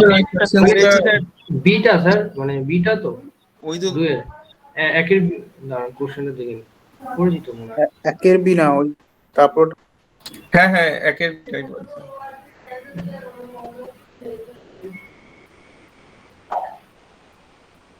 এটা বোধহয় একের বি কোথায়? দুইয়েরটা না? 2 নম্বর অঙ্কটা ছিল। হ্যাঁ হ্যাঁ হ্যাঁ স্যার করেছি। 2 নম্বরটা frequency amplitude diagram of a nonlinear oscillator. করেছি বলো। হ্যাঁ করেছি। হ্যাঁ স্যার করেছি। সঞ্জয় দেখিয়েছো কিনা একবারও? হ্যাঁ সঞ্জয়, আচ্ছা সঞ্জয় তো দেখিয়েছো কবে? 6 হ্যাঁ দেখিয়েছো। কিন্তু তুমি সঞ্জয় ছাড়া আর কেউ কি আছে যেটা করেছে? হ্যাঁ স্যার আমি করেছি। তুমি কে? ও আমিও তো দেখেছি স্যার। না তুমি কে? স্যার আমি সুদীপ্ত স্যার। আর কি আরেকজন কি স্যার বললো? স্যার বলছি আপনি দুয়েরটা বলছেন? হ্যাঁ দুয়েরটা বলছি স্যার দুয়েরটা আমিও করেছি। তুমি কে? টুইঙ্কেল। টুইঙ্কেল দেখানো হয়ে গেছে, অন্য কেউ বলো। স্যার আমি আমি পারিনি স্যার ওই প্রোগ্রামটা। আমরা সব শোডিঞ্জার করেছি। কে পড়েছে? আমি যে কি পেরেছি আমি জিজ্ঞেস করেছি। স্যার আমি এফএফটি দিয়ে করেছিলাম স্যার। ওহিদুল কি করেছো? হ্যাঁ স্যার করেছি, তবে ওই অ্যামপ্লিটিউড ফ্রিকোয়েন্সিটা স্যার শিওর নয়, ওটা দেখাবো না আমি, মানে বাজে হয়েছে খুব। মনিরুল? শাহাবুজ্জামান, ফারজানারা বোধহয় দেখিয়েছে নাকি, ফারজানারা একদিন দেখিয়েছে নাকি, এটা কৌস্তব দেখিয়েছে, ফারজানারা দেখায়নি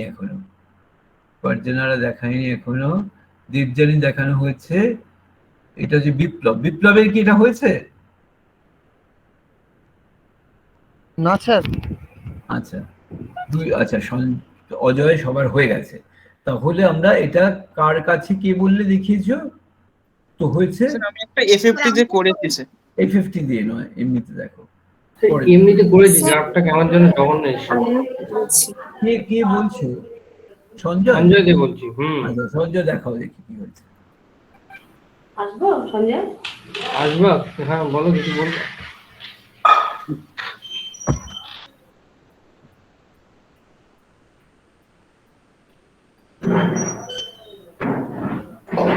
আমরা একদম কার্ভটা দেখি। এই যে এটা 2 এর কোশ্চেনটা, কার্ভটা কেমন যেন এসছে, এই যে দেখুন। এগুলো কি ফ্রিকোয়েন্সি অ্যামপ্লিটিউড ডায়াগ্রাম কথাটা মানে তুমি বুঝছি না। একটা এদিকে ফ্রিকোয়েন্সি থাকবে, এদিকে অ্যামপ্লিটিউড থাকবে, কিন্তু কার্ভগুলো উঠছে কেন? এটা তো জানি না, এরকম এসছে, আমি তাই দেখাচ্ছি। না, ব্যাপারটা তো তোমরা প্রশ্নটা বুঝতে পারছো। প্রত্যেকটা ফ্রিকোয়েন্সিতে একটা ভ্যালু এবং তার করেসপন্ডিং অ্যামপ্লিটিউড একটা ভ্যালু, দুটো ভ্যালুকে প্লট করতে হবে, এরকম আঁকাবাঁকা আসবে কেন? আমি দেখুন, আপনি প্রোগ্রামিংটা একটু দেখছি।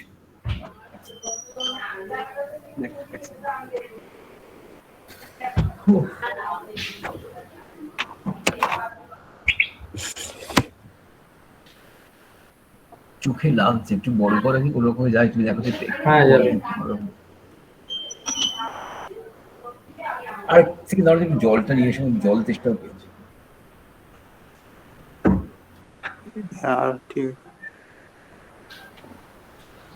কেমন এসছে এগুলো কি জানে।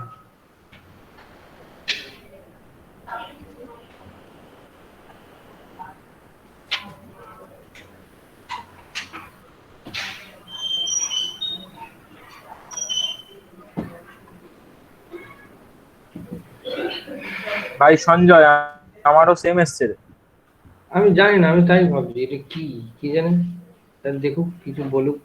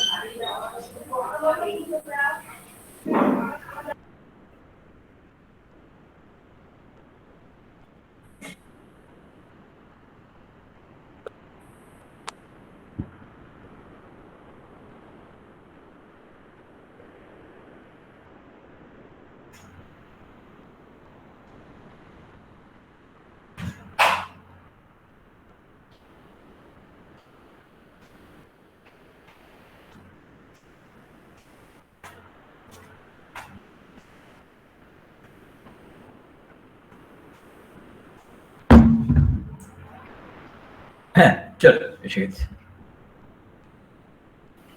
সঞ্জয় দেখাবে না? হ্যাঁ এই যে বড় করো। বড় করেছি তো, আর বড় না না, আচ্ছা না ছোট হয়ে গেছে আবার। ছোট হয়ে গেছে কি বলে? আচ্ছা প্রথম কথা,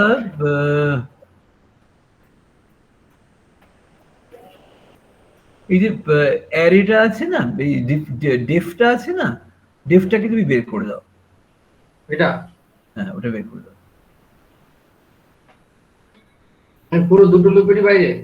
হ্যাঁ ওইটার বাইরে, ডেফ তো, ওটার সঙ্গে কোনো সম্পর্ক নেই। আচ্ছা ওমেগার লুপটা কি করছে? ওমেগাটা কেন আছে? পিএন লুপটা তো করছে, ফ্রিকোয়েন্সিটা বিভিন্ন ওমেগাটা তো লুপ না দিলে হতো। তুমি ফ্রিকোয়েন্সি দিচ্ছ কেন? তুমি ফ্রিকোয়েন্সি ওইটা কেটে দাও, ডাব্লিউটা কেটে দাও। আচ্ছা একদম কেটে দাও, ডাব্লিউ লুপটা কেটে দাও। হ্যাঁ আচ্ছা ডাব্লিউ লুপটা কেটে দাও, ডাব্লিউ ইকুয়াল টু 1 দিয়ে দাও ওখানে, ওই ওপরে ডাব্লিউ ইকুয়াল টু লিন স্পেসটা কেটে 1 করে দাও। আচ্ছা আচ্ছা তারপর ডাব্লিউ পি এর উপর লিস্ট একটা আছে বুঝলাম। আচ্ছা ওই লিস্টটাকে ক্যাপিটাল ডাব্লিউ বলো। আমরা প্রত্যেকবার ওখানে হ্যাঁ এটা ওর ভেতরে যে তুমি প্রত্যেকটা ইয়েতে এসে একটা ফাঁকা এই পি এর লিস্টে ঢোকার আগে একটা ক্যাপিটাল ডাব্লিউ করো তো। পি এর লিস্ট ঢোকার আগে ক্যাপিটাল ডাব্লিউ। আচ্ছা ক্যাপিটাল ডাব্লিউ তাহলে কি করব? তুমি এটা কাজ হ্যাঁ capital W equal two blank করে দাও। আচ্ছা তা একটা এ এর লিস্ট করো, initial amplitude capital A equal to একটা লিস্ট করো ক্যাপিটাল, এটা লিন স্পেস দিয়ে করো, লিন স্পেস দিয়ে করো। A1 করে দিই ইনিশিয়াল। A1 কেন, এই করো আর কি দরকার নেই, এই করো ইকুয়াল টু হ্যাঁ np ডট লিন স্পেস কত নেব? এই 0.5 থেকে 3-4-5 করো। কত পয়েন্ট নেব? 5 হ্যাঁ 5 করা দরকার নেই, 3 মতো করো। 0.5 থেকে 3 পয়েন্ট কত নেব? না 3 খানা কি দিচ্ছ? 0.5 থেকে 3 100টা আপাতত অত 100 দিতে হবে না, তুমি গোটা 20 দাও, 50 দিলেই হয়ে যাবে স্যার। 20 দাও তারপরে আমরা দেখে নেবো। আচ্ছা for I in P for J in a,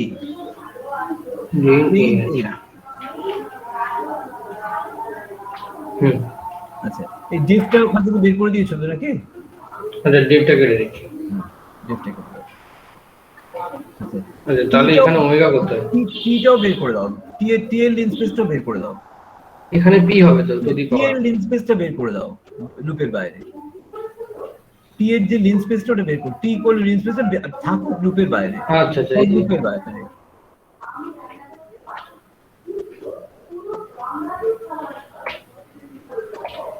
sir মানে এইখানে আমি x টু দি পাওয়ার তাহলে তো আরেকটা আর্গুমেন্ট দিতে হবে এখানে, মানে xt আর একটা তো পাওয়ারের আর্গুমেন্ট হবে। হ্যাঁ ঠিক ঠিক ঠিক, তাহলে দিদি কি দেব? কে দিদি হ্যাঁ কে। আচ্ছা ঠিক আচ্ছা আর যেটা কি যেটা রেখেছিস ওখানে ডিভি তে মাইনাস জে ইন এ, এটা ওমেগা এখানে বলছি এই x নট ইকুয়াল টু লেখো j0, x not equal to j0। বুঝতে পারছো? মানে অ্যামপ্লিটিউডটা বিভিন্ন সময় বিভিন্ন ইয়ে নিয়ে উঠছে। j0 এখানে লিখব, হ্যাঁ j0 যদি তোমার এ তে এর মধ্যে তোমার অ্যামপ্লিটিউড গুলো রয়েছে 0.5 থেকে 3 অবধি, সেইটা থেকে একটা একটা করে নাও। j of 0 bracket co j of 0 আবার কি, j নিজেই তো এর এলিমেন্ট, থার্ড ব্র্যাকেট j0। আচ্ছা বুঝতে পারছো না কিছু কি বলতে চাইছি আমি? না থার্ড ব্র্যাকেট কি করব? ওটা x নট এর মধ্যে কি দিতে হয়? x নট এর মধ্যে ইনিশিয়াল কন্ডিশন বলতে, তো ইনিশিয়াল কন্ডিশনটাই হবে j,0। ও আচ্ছা এবার বোঝা গেল কিছু? ওই ইনিশিয়াল পজিশন অফ x টাকে আমি লুপে চেঞ্জ করছি। ভালো করে দেখো এই কি করেছো। ইনিশিয়াল আমি বারবার সলভ করব ইনিশিয়াল কন্ডিশন অফ টা এক এক করে 0.5 দেবো, বাড়তে বাড়তে 3 অবধি দেবো, প্রত্যেকবার এরকম করে ডিফারেনশিয়াল ইকুয়েশন সলভ করব। আচ্ছা এইখানে তাহলে এক্সট্রা কি দিতে হবে? ওডেন্ট এফ এক্স টু টি, তারপরে ওই কে এর ভ্যালুটা দিতে হবে তো। হ্যাঁ কে এর ভ্যালুটা দিতে হবে তো। আচ্ছা কে এর ভ্যালুটা তুমি উপরে দিতে হবে, কে এর ভ্যালুটা পরে লিখবে, কেটা উপরে দিতে হবে, মানে লুপ সব লুপের বাইরে দিতে হবে। কি বের করে দেবো এখান থেকে বুঝি ওকে বাই কি তার উপরে দাও, তার উপরে দাও কে ইকুয়াল টু 3 দিয়ে দাও আপাতত, আমরা দেখি তারপরে কি হবে। সুপার লুপটা পরে দিই। আচ্ছা তাহলে এসো, তাহলে এইবার হলো না এটা ম্যাক্সটা তো দেখলে হবে না, এটা কি দেখতে হবে? এটা এক্ষুনি আমাদের কি যেন শিখিয়েছে আমাদের, কে শেখালো এটা? ডিফ টিফ দিয়ে করলো সেই অংশটা করতে হবে। এটা করতে গিয়ে করতে হবে এস এর থেকে আগে এক্স টুকে বের করে নাও। এস এর মধ্যে দুটো অংশ আছে তো, এসটাকে বের করো, মানে এক্সটাকে বের করো, সেটা ওই লাইনটা কাটো। এক্সটা তো এস জিরোটা, হ্যাঁ এস এর জিরোটাকে এক্স এর স্মল এক্স বা কিছু একটা নাম দাও। দিলাম।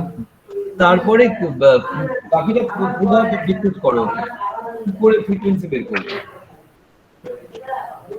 অ্যামপ্লিটিউডটা নেব, তাই তো?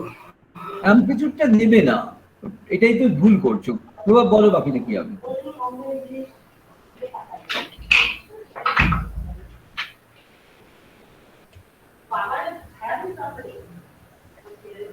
এখানে লিঙ্ক স্পেস করব, তাই তো?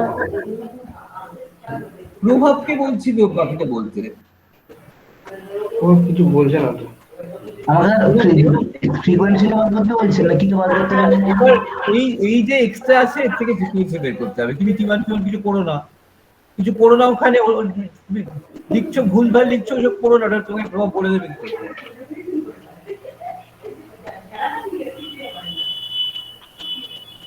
ওই ওখানে একটা তোর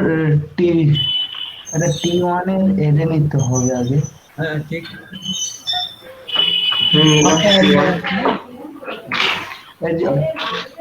অন্যটা নাম দিয়ে T1 বলে দিয়ে MP dot array of T1 কর।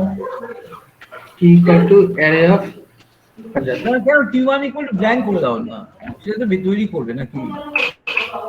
ও তো এখন হয়নি, এটা পিকগুলো ডিসটেন্সটা মাপবে তো। হ্যাঁ ছিল তো আগে। T1 ইকুয়াল টু ব্ল্যাঙ্ক করে দাও। সেই তো কাজ। হ্যাঁ ঠিক তো, তাহলে আগে T1 ইকুয়াল টু ব্ল্যাঙ্ক করে দাও। হ্যাঁ T1 একটা blank, third bracket open, third bracket close, তারপর ভিতরে ঢোকো করো। প্রভাব বলে দাও। এবার TP1 এর নিচে আরেকটা TP equal to NP dot dip. দাঁড়াও তুমি কেন ভুল বলছো? ওটা এখনো ডিসটেন্সটাই তৈরি হয়নি। ডিসটেন্স তৈরি করতে তুমি যেটা করবে না সেই ডিসটেন্স দিয়ে সঞ্জয় ফর লুপটা চালা সঞ্জয়। হ্যাঁ লেখো, বলো ফর I in range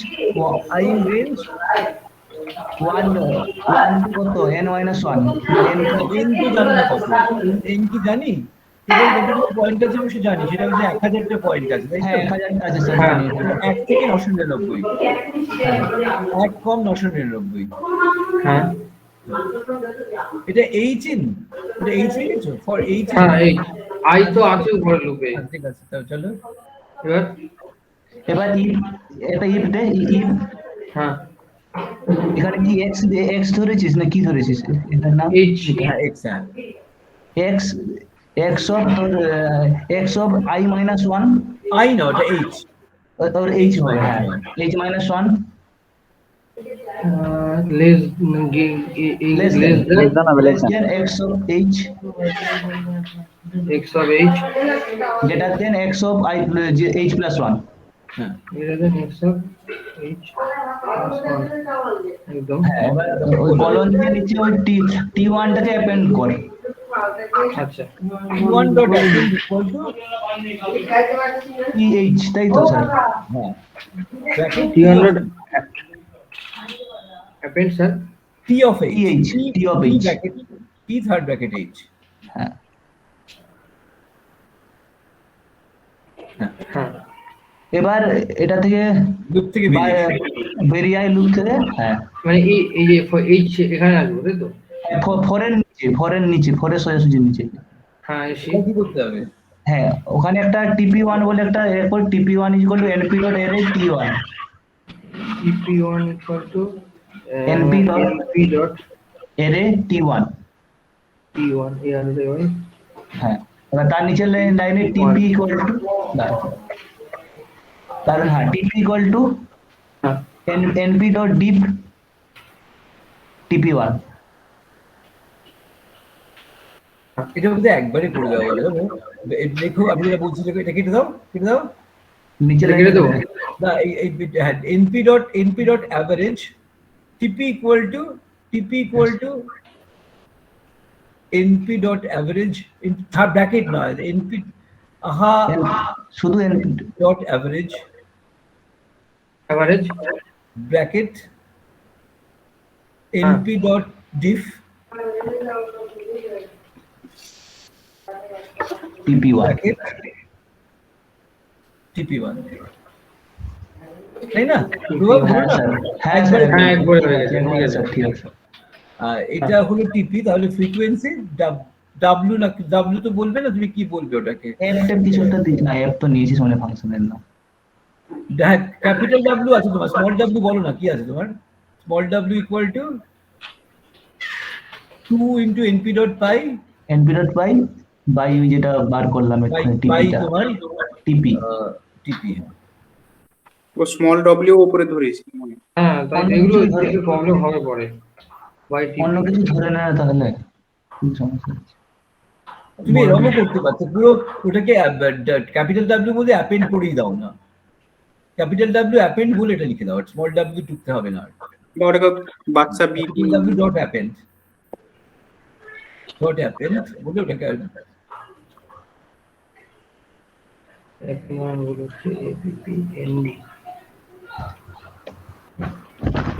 ওই স্মল ডাব্লিউ ইকুয়াল টু কেটে দাও, স্মল ডাব্লিউ থাকবে না। ব্যাস হয়ে গেল। তবে আমার দেখো এই লুপে আমি কি করলাম, লুপে আমি একটা করে পি নিলাম, পি নিয়েছি, তাই তো? আর পি দিয়েছি, তাতে আমার জিনিসটা তৈরি হলো কি,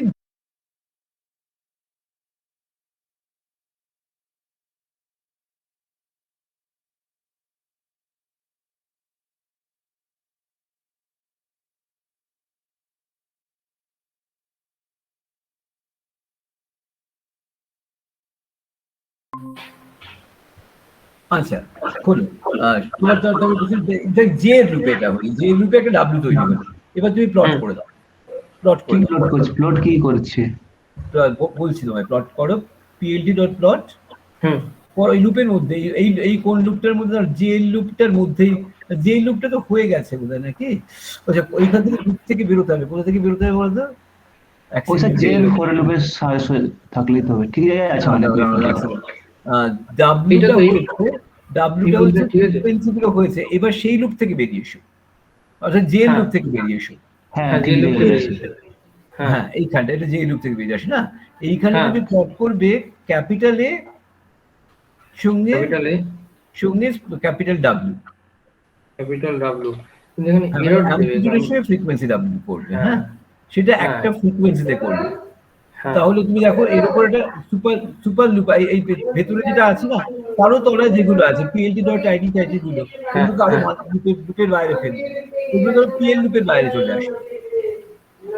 এখনো তুমি দেখো পিএল লুপের মধ্যে আছে, ওই যে plt ডট প্লটটা পিএল লুপের মধ্যে আছে। আচ্ছা তারপরে আমি দেখাচ্ছি কি হবে। আচ্ছা ফ্রিকোয়েন্সি অ্যামপ্লিটিউড ডায়াগ্রাম হলো চলো ওমেগা, ওটা আবার ওমেগা মানেটা কি? ও তখন ওমেগা ধরেছি, ওমেগা মানে স্যার ওই লেটেক্স কমেন্ট। হ্যাঁ তুমি বরঞ্চ ওটা একটা plt ডট লেজ, আমাদের ফ্রিকোয়েন্সি গুলো ভ্যালু গুলো জানতে হবে তো, কত কত করে, তাই না? লেজেন্ডও মানে এক লেজেন্ডে কোথায় দেওয়া যায় বলো তো? মানে ওই plt ডট প্লটের মধ্যে কি আমি একটা লেজেন্ড দিতে পারতাম? হ্যাঁ দেওয়া যায়, হ্যাঁ লেবেল করে বোধহয় দেওয়া যায়। হ্যাঁ লেবেল করে ম্যাচ প্লট লিব ডট plup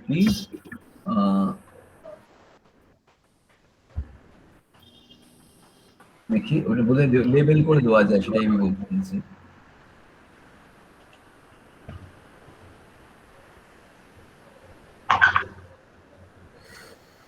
এখানে এরর দেবে, আসলে এখানে অনেক কিছু চেঞ্জ হয়েছে। দাঁড়াও এই কেটা উড়িয়ে দিলাম, এরর আছে এখানে, ইন্ডেক্সিং এরর। কোথায় কোন লাইনে লেখা আছে ইন্ডেক্স এরর? ফাংশনটা চেঞ্জ হয়েছে তো, মানে এইগুলো ওমেগা স্কয়ার আর x to the power p ছিল তো, এটা omega square x to the power p। হ্যাঁ ওটাই কিছুগুলো জায়গায় মানে ভুলভাল লেখা আছে, একটু এটা চেঞ্জ করতে হবে।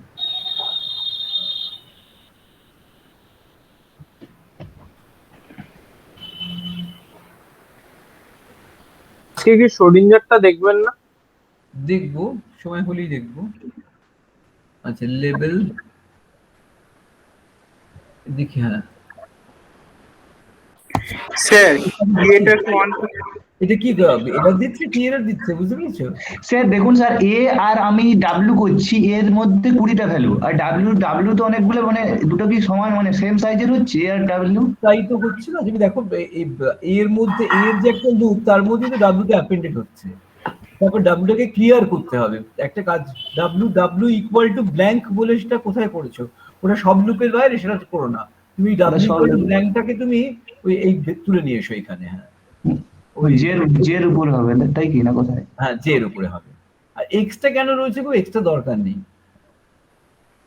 এক্স ইকুয়াল টু ব্ল্যাঙ্ক না, ডাব্লিউটা বড় দিলিস তো। হ্যাঁ দেখো ডাব্লিউ ইকুয়াল টু ব্ল্যাঙ্ক করে প্রত্যেকবার ঢুকছে জে এর মধ্যে, তাহলে জেটা যতবার ঘুরছে ততগুলো ডাব্লিউ তৈরি হচ্ছে, ততগুলোই দেখো ডাব্লিউটা অ্যাপেন্ডেড হয়ে তৈরি হচ্ছে। আর তুমি কি বলছো কার সঙ্গে মিলবে না? এটা এ যতগুলো ততগুলো তো ডাব্লিউ তৈরি হওয়ার কথা, তাই না? কতগুলো আমার এখানে? হ্যাঁ তত হবে, এবার হবে মনে হচ্ছে। হ্যাঁ ওই যেটা মানেই তো যে যতবার হচ্ছে তত আমরা ডাব্লিউ পাচ্ছি। কিন্তু স্যার মানে আমি এটা লুপের মধ্যে দিয়েছিলাম এই কারণেই, কারণ এখানে তো মানে পিটা তো এইটার উপরে লুপ, হ্যাঁ তোমার 3 সেট গ্রাফ হবে, যতগুলো পি ততবার গ্রাফ হবে। পি তোমার কটা আছে? 4টে গ্রাফ হওয়ার কথা, মানে সুপারপোজ 7টে গ্রাফ হবে। স্যার আমি বলছি স্যার ওই এখানে তো x to the power p আছে, omega square x to the power p থাকবে না, এটার ভিতরে হবে স্যার। এটা থাকবে না, কোশ্চেনটা দেখে ভালো বুঝে যাবে ইকুয়েশনটা। ঠিক আছে,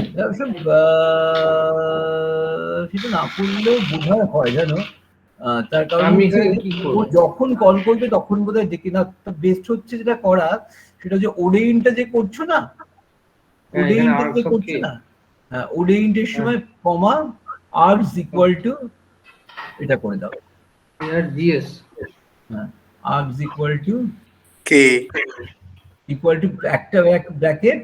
আমি স্যার আমার কে তো একটা ভ্যালু নিয়েছি না মাত্র 3, আই কমা সরি আই কমা আর্কসটা ঠিক আছে, আর জিএস আই কমা, তাহলে ওই উপরে কে ইকুয়াল টু 3টা কেটে দাও। ওটাই তো, কে ইকুয়াল টু 3 তাহলে থাকবে না। তাহলে এখানে আমি কি করব, এই ফাংশনে কিছু চেঞ্জ হবে? হ্যাঁ ওই ফাংশনে যখন কল করবে, ফাংশনে কে এর একটা ভ্যালু তো চাইবে ওর, তখন তুমি এইখান থেকে আই এর ভ্যালুটা দিয়ে দেওয়া হচ্ছে। আচ্ছা দেখি আই মানে আইটা মানে পি থেকে যেটা নিয়েছো, সেখান থেকে নিয়ে নেবে। আচ্ছা নিয়ে নেবে তো ওটাই। তাহলে এখান থেকে কেটা উঠিয়ে দেবো না কেটা রাখবো ডিফাইনের মধ্যে? ওখানে রাখবে তো বটে, ও তো এখানে কে এর, ও তো দেখো ফাংশন তো একটা কে এর ভ্যালু চাইছে, সেই কে এর ভ্যালুটা তো আমি বলে দিচ্ছি কি নিতে হবে, সেটা আই এর ভ্যালুটা নিয়ে নাও। দেখি এবার রান করে কিনা দেখি।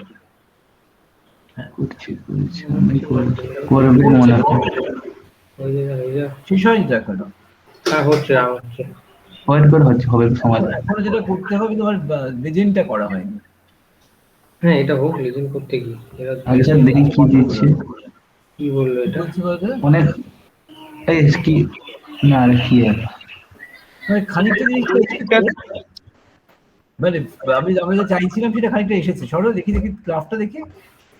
হ্যাঁ আমি বুঝতে পারছি, ওই যেটা ফ্ল্যাট একদম তলায় নীল রঙের যেটা ফ্ল্যাট, সেটা হচ্ছে x ইকুয়াল টু a এর করেসপন্ডিং, x ইকুয়াল টু 1 এর করেসপন্ডিং, মানে হ্যাঁ একদম আমরা উল্টো ইন্ডিপেন্ডেন্ট। ঠিক আছে, x অ্যাক্সিসে আমাদের এটা প্লট করা উচিত, তাই কি করছি আমরা? দেখো তো না x এক্সিলে ওমেগা আমরা প্লট করেছি এখানে মনে হচ্ছে। দেখি উল্টো দাও, দেখি প্লটে যা প্লটটা দেখ। না আমাদের প্লটে দেখি এই করেছি লেখাটা উল্টো।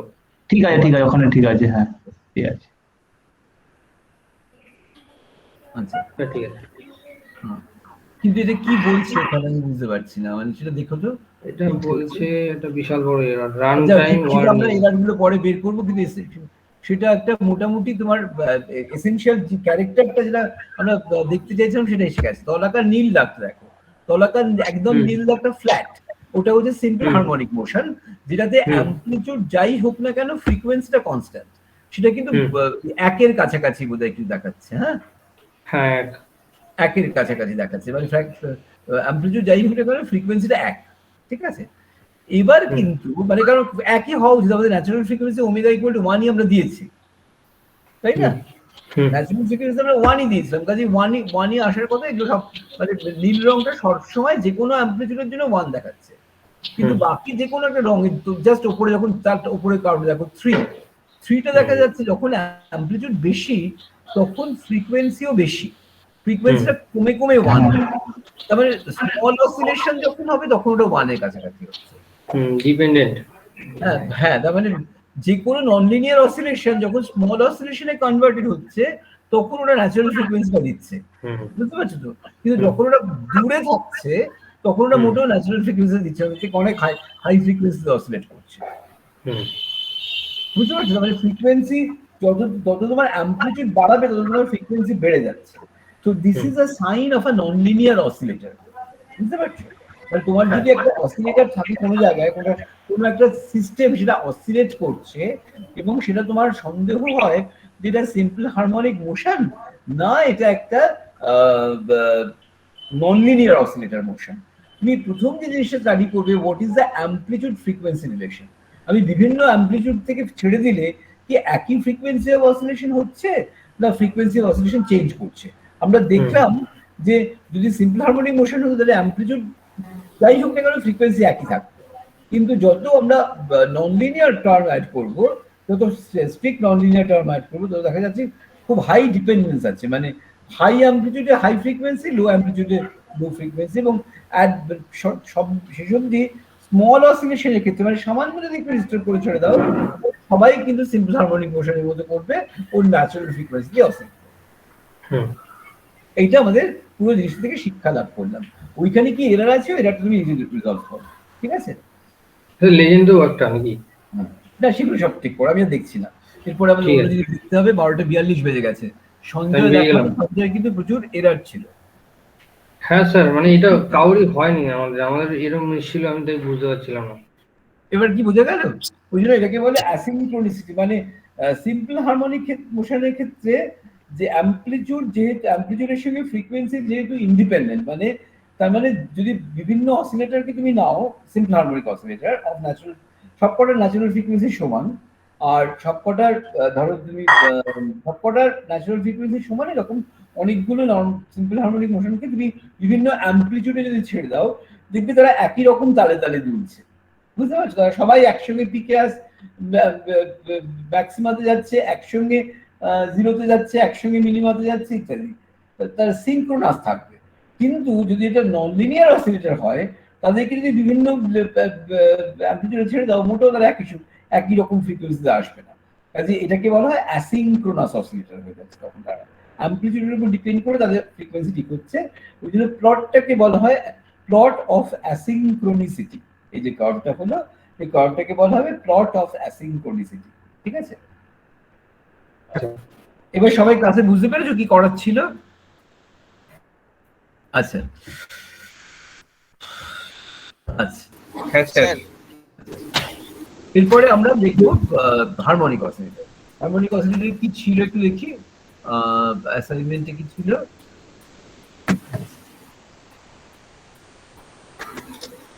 শোডিঞ্জার দেখি একটু দেখি। শোডিঞ্জারের 3টে ছিল। কোথায় দিয়েছিলাম?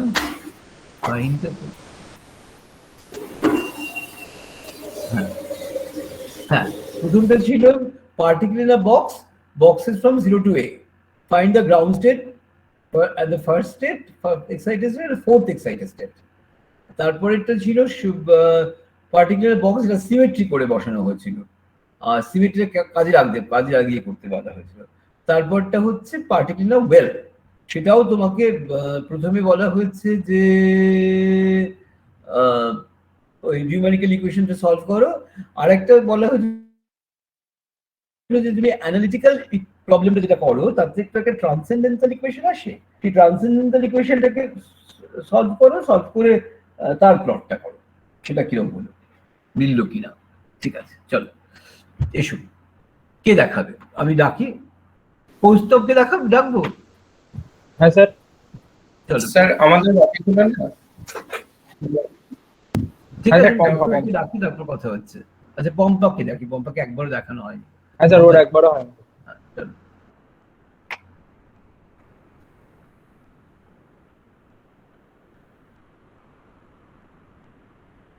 আচ্ছা বিফোর আই ফরগেট, আমি তোমাদের বলে দিচ্ছি, তোমাদের দেখুন 2 সপ্তাহ ছুটি, 2 সপ্তাহে তোমরা কি করবে তোমাদের একটু দেখো। আমি তোমাদের একটা নোট আজকে অলরেডি আপলোড করে দিয়েছি। সেটা হচ্ছে এই তোমরা যেটা করছো, numerical Schrodinger equation for particle moving in a 3-dimensional central field potential. Central field পোটেনশিয়ালের সুবিধা কি হয় যে একটু বলে নিই আমি। হ্যাঁ, সেন্ট্রাল ফিল্ড পোটেনশিয়ালের সুবিধা হচ্ছে যে তোমার যে ফাংশনটাকে আমরা লিখি সাইটাকে আর থিটা ফাই এর ফাংশন, এবং সেন্ট্রাল ফিল্ড হলে আমরা অলরেডি জানি যে থিটা ফাইটা কিভাবে বিহেভ করবে, তাই না, স্ফেরিক্যাল হারমোনিক্স। সুতরাং ওটাও আমাদের কিন্তু এসেনশিয়ালি 1-dimensional প্রবলেম হয়ে যায়, শুধু আর এর প্রবলেম, আর এর কেমন ফাংশন সেটা সলভ করতে হয়। কাজেই আমি তোমাদের প্রথমে বলবো তোমরা হাইড্রোজেন অ্যাটম সলভ করার চেষ্টা করো, এবং হাইড্রোজেন অ্যাটম সলভ করতে গেলে তোমাদের তো বিনায়কদের বইতে বা আমার নোটে পরিষ্কার করে বলা আছে যে হাইড্রোজেন প্রবলেমের আর থিটা ফাইকে আলটিমেটলি কিভাবে আমরা সলিউশন করি, করে থিটা ফাইকে স্ফেরিক্যাল হারমোনিক্স লিখি, তারপর একটা আর থাকে, তারপর কিভাবে সেকে ডাইমেনশনলেস করা হয় সেগুলো সব করে দেওয়া আছে দেখবে আমার নোটে। এবং হচ্ছে আমরা অ্যাকচুয়াল আরটাকে নিয়েও কাজ করি না, আর বাই আর কে বলি আমরা ইউ, তাই না, মানে আর কে বলি আমরা ইউ বাই আর, যদি মনে থাকে। তাহলে ইউ এর একটা ডিফারেনশিয়াল ইকুয়েশন হয় যেটাকে আমরা বলি এফেক্টিভ 1-dimensional ইকুয়েশন। ঠিক আছে, সেই এফেক্টিভ 1-dimensional তুমি ওই জায়গাটা একটু পড়ে নেবে, নোটের ওই জায়গাটা একটু পড়ে নেবে, ওই বিনায়কদের বইটা একটুখানি পড়ে নেবে, পড়ে নোট, তাহলে ওই জায়গাটা ভালো করে পড়াটা খুব দরকার। পড়ে তোমরা এবার তাহলে দেখবে হাইড্রোজেন অ্যাটম প্রবলেম সলভ করো, তার গ্রাউন্ড স্টেট, তার ফার্স্ট এক্সারসাইজ স্টেপ, বিভিন্ন এক্সারসাইজ স্টেটগুলো স্টাডি করো, যতটা করতে পারো। তোমরা এখানে তো অ্যানালিটিক্যাল সলিউশন তোমরা জানো, তোমাদের বিনায়কদের বইতে তো বা অন্য জায়গায় আমাদের একদম দেওয়াই আছে কি কি রকম হওয়া উচিত। তুমি গ্রাফটা প্লট করে দেখতে পারো যে কি আসা উচিত আর তুমি কি করছো তার মধ্যে কি তফাৎ হচ্ছে। ঠিক আছে, একটা প্রবলেম হচ্ছে হাইড্রোজেন অ্যাটম প্রবলেমটা তোমরা এই ছুটিতে নিজেরা করে নেবে। আর একটা প্রবলেম যদি পারো তাহলে করবে, যেটা আমি তোমাদের লিখে দেবো, সেটা ইউকাওয়া পোটেনশিয়াল। সেটা হাইড্রোজেন অ্যাটমটা করার পর ইউকাওয়া পোটেনশিয়ালটা করার চেষ্টা করবে যদি পারো। ঠিক আছে, এটাই তোমাদের অ্যাসাইনমেন্ট থাকবে, দুটো প্রবলেম, হাইড্রোজেন প্রবলেম আর ইউকাওয়া প্রবলেম। এবার চল, কে দেখাচ্ছ এখন? পম্পা, চল। কি হলো, অন্ধকার হয়ে গেল সব? একটু বড় করো। আচ্ছা, প্রথমে তুমি পার্টিকুলার বক্স করেছো না? আচ্ছা আচ্ছা, পার্টিকুলার বক্স 0 থেকে শুরু হবে। আচ্ছা, গ্রাউন্ড স্টেট n = 0। আমি ছবিটা, গ্রাফটা তো দেখে পরিষ্কার সুন্দর লাগছে, এবং তার আচ্ছা তোমার এনার্জিটা তুমি কিসে, তোমার এনার্জি ইউনিটটা কি?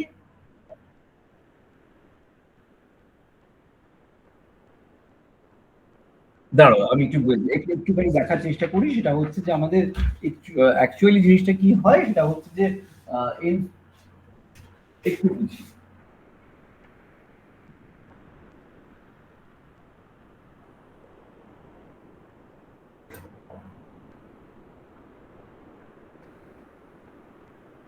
হ্যাঁ, সেটা হচ্ছে আমরা জানি এনার্জিটা হয় n² π² h² by twice m² হ্যাঁ, এবার তুমি তোমার ডাইমেনশনলেস কিভাবে করেছো বলো?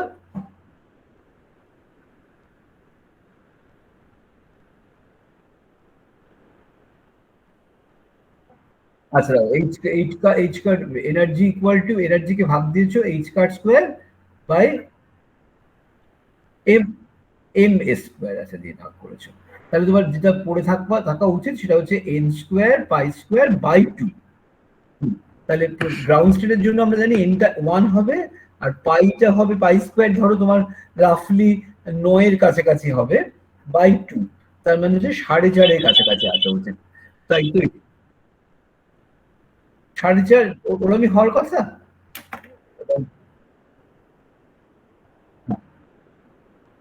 আচ্ছা, তাই এসেছে না?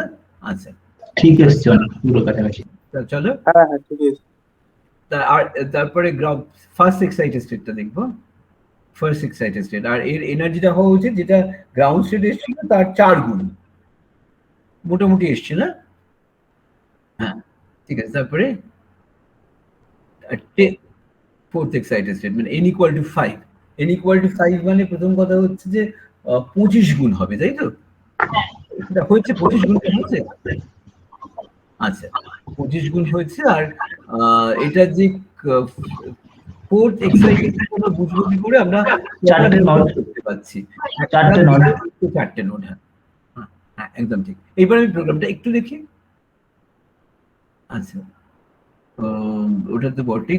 তোমরা তুমি কি করলে 0 আর 1 মানে এবার তোমার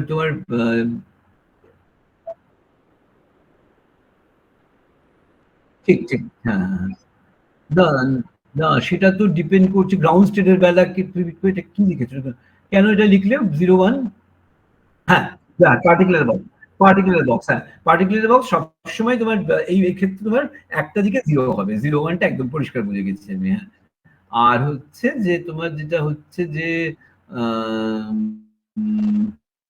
তুমি কি একটু ইকুয়েশনটা একটু দেখাতে পারো 2টা কেন এলো? ও বুঝেছি আমি, ওই যে তুমি ma স্কোয়ারটাকে ধরে দিলে। হ্যাঁ একটু দেখাও, সবারই খুব উপকার হবে ক্যালকুলেশন দেখলে। কেন ওটা তুমি শেয়ার করতে পারবে না? তোমার কাছে কোথাও নেই?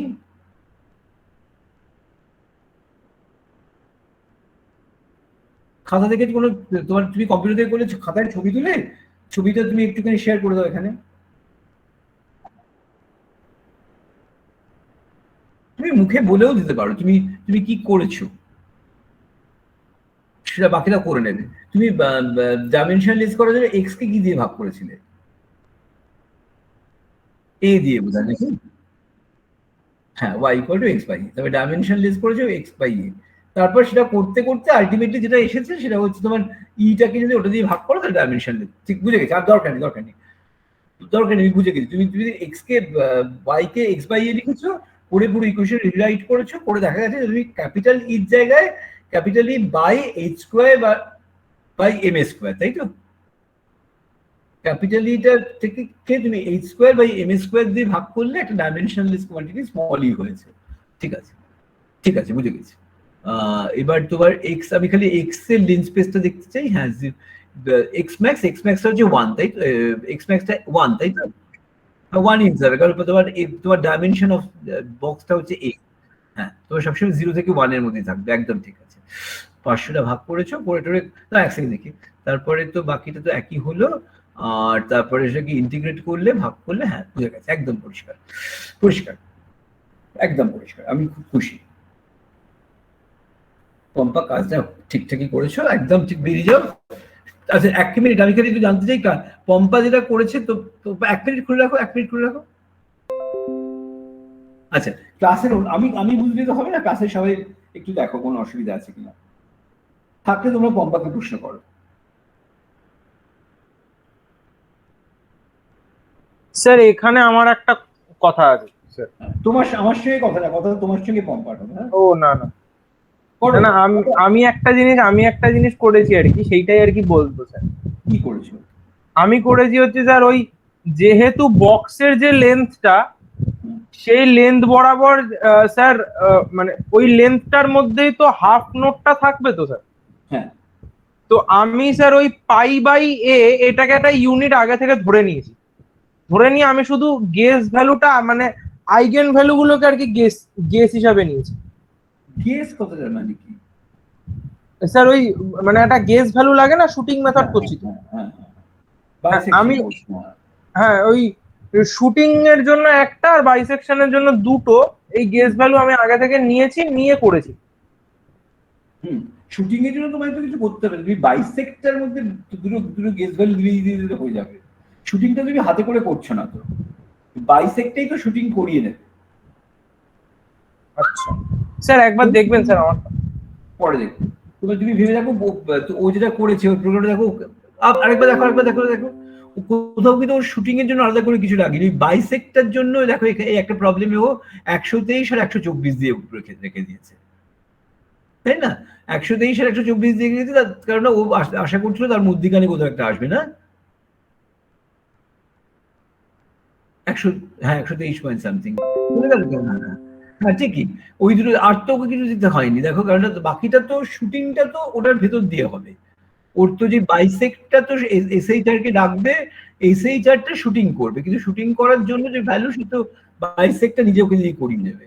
123 আর 124টা ও বাইসেকশনের জন্য দিয়েছে। এবং তোমরা যেটা বলছে যে এইটা তো ধরো ও জানে, এখন তোমরা যদি জেনারেলি কোনো কিছু করতে হতো, যে প্রবলেমটার উত্তর আমি আগে থেকে জানি না, তখন আমি কি করে করতাম, কেউ একটু বলো তো? ওটা খুলে রাখো, খুলে রাখো, খুলে রাখো, খুলে রাখো, খুলে রাখো। হ্যাঁ, কোনটা প্লট করবো বলো তো? আমি এসএইচআরটা প্লট করবো, মানে আগে একটা ইর উপর লিন স্পেস করবো, ই মানে স্মল ই যেটা, তার উপর একটা লিন স্পেস করে দেবো ক্যাপিটাল ই বলে। হ্যাঁ, সেটা ই এর একটা টোটাল ভ্যালু রেঞ্জের উপর আমি লিন স্পেস করে নেবো, আর ই এর প্রত্যেকটা ভ্যালুর জন্য আমি এসএইচআর ফাংশনটা কল করবো। ঠিক আছে, আমার তো হতে হবে কি এসএইচআর ফাংশনটা 0 হতে হবে, তাই এসএইচআর ফাংশনটা গ্রাফ দেখে নেবো ফর ডিফারেন্ট ভ্যালুজ অফ ই, যেখানে যেখানে যেখানে যেখানে মনে হচ্ছে রুট আছে, এইবার ওখানটা আমি বাইসেকশন করবো। এক্ষেত্রে এই পার্টিকুলার অঙ্কের ক্ষেত্রে আমি জানি কোথায় কোথায় হবে, কাজেই সেটা ভেবে চিন্তে রুট দিতে পারি, কিন্তু যখন আমি জানি না তখন আগে থেকে প্লটটা করে দিতে হবে, এসএইচআর এর প্লটটা। ঠিক আছে, কি গো প্রতিম? হ্যাঁ, চাবি যাবে? মনে চাই না গো।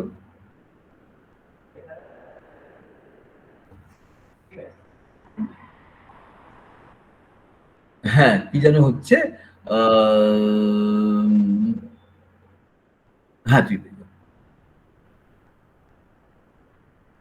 এটা কি দেখালো আমাকে? পম্পা।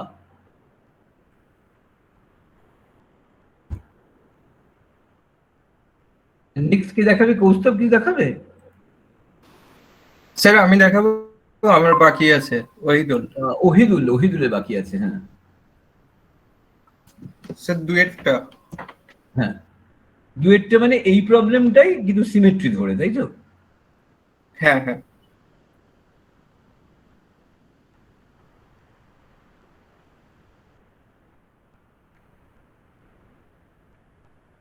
সিমেট্রিটা ধরেছে তো?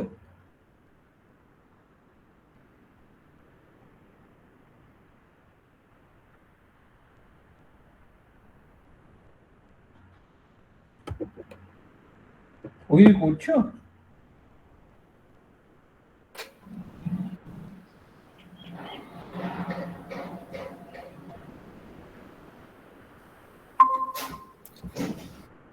সরি স্যার, নেটওয়ার্কটা চলে গিয়েছিল।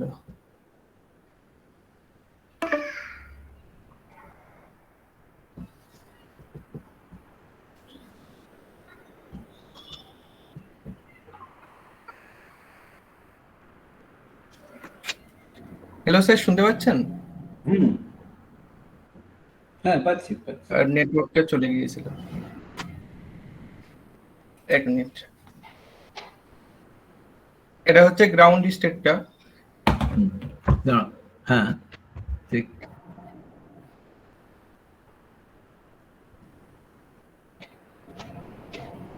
আবার চলে গেছে বোধহয় গ্রাউন্ড। স্যার দেখতে পাচ্ছেন? হ্যাঁ পাচ্ছি।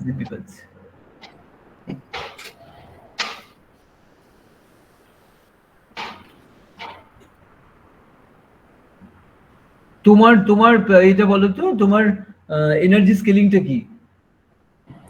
স্যার ওই আমার এনার্জির স্কেলিং হচ্ছে h cut square by 2 pi square m l square. Sorry, ওই pi square h cut square by 2 m l square. হ্যাঁ, pi square h cut square n এর ভ্যালুটা, n স্কয়ার এর ভ্যালুটা আসছে, তাই তো? হ্যাঁ, n স্কয়ার এর ভ্যালু বলতে n স্কয়ার এর ভ্যালুটা আসবে আর কি। হ্যাঁ স্যার। হ্যাঁ ঠিক আছে, তারপরে আমি পরেরটা দেখতে চাই, ফার্স্ট এক্সারসাইজটা, মানে ফার্স্ট এক্সাইটেডটা না? এক মিনিট। আচ্ছা উপরে দেখি কি করলাম, এটা এক্সারসাইজ দেখি। হ্যাঁ, ফার্স্ট এক্সারসাইজটা হয়নি তো, একদমই হয়নি। দাঁড়াও দেখছি কেন হয়নি। উপরে যাও, আগে তুমি এটা দেখো, এটা প্রোগ্রাম প্রোগ্রাম ও। প্রোগ্রাম দেখো। হ্যাঁ আচ্ছা আচ্ছা দেখি স্যার এটা ফার্স্ট এক্সাইটেড হ্যাঁ এটা ফার্স্ট এক্সারসাইজ। হ্যাঁ ওইটা -1 করতে হবে। করে দাও। হ্যাঁ হ্যাঁ সরি স্যার।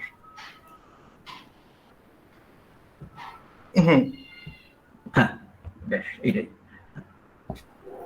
বুঝে গেল। ওটা দিয়ে যখন কাজ করলো তখন আমি বুঝেছি প্রোগ্রামটা তুমি ওইটাই ব্যবহার করেছো। ঠিক আছে হ্যাঁ কি সুন্দর কাজ জানো না, ওই ইকুয়াল টু -1 করলে সেট করে আমি এটা উল্টো দিকে ফ্লিপ করে আটকে দিলাম। হ্যাঁ স্যার জিনিসটা করে খুব মজা লেগেছে যে সিমেট্রি থেকে জেনারেট করে আমি উল্টো দিকে করে দিলাম। আর এখানে সিমেট্রিটা গ্যারান্টিড হবে আমি যেভাবে করছি তাতে। হ্যাঁ হ্যাঁ স্যার। চলো পরেরটা করো। এটা হচ্ছে 4th এক্সাইটেড স্টেপটা। হ্যাঁ ঠিক আছে চলো চলো চলো। এটা কি দেখালে? ওহিদুল দেখালে তো? হ্যাঁ স্যার। ওহিদুল দেখালে? হ্যাঁ স্যার। ঠিক আছে ফ্যান্টাস্টিক একদম ঠিক আছে পারফেক্ট। এইবার আসলটা পার্টিকুলার ওয়েল কি দেখাবে?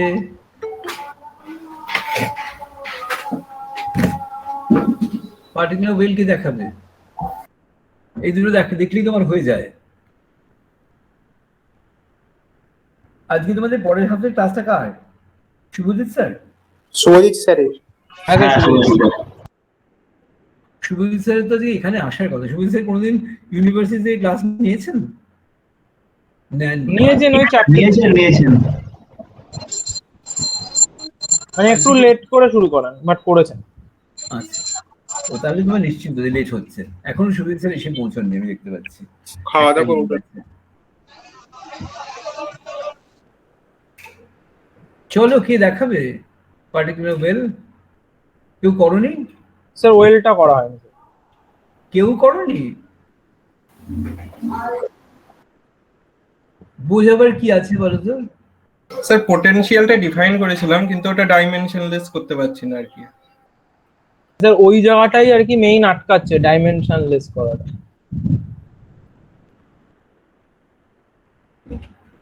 ভাববার চেষ্টা করি কেন আটকাবে।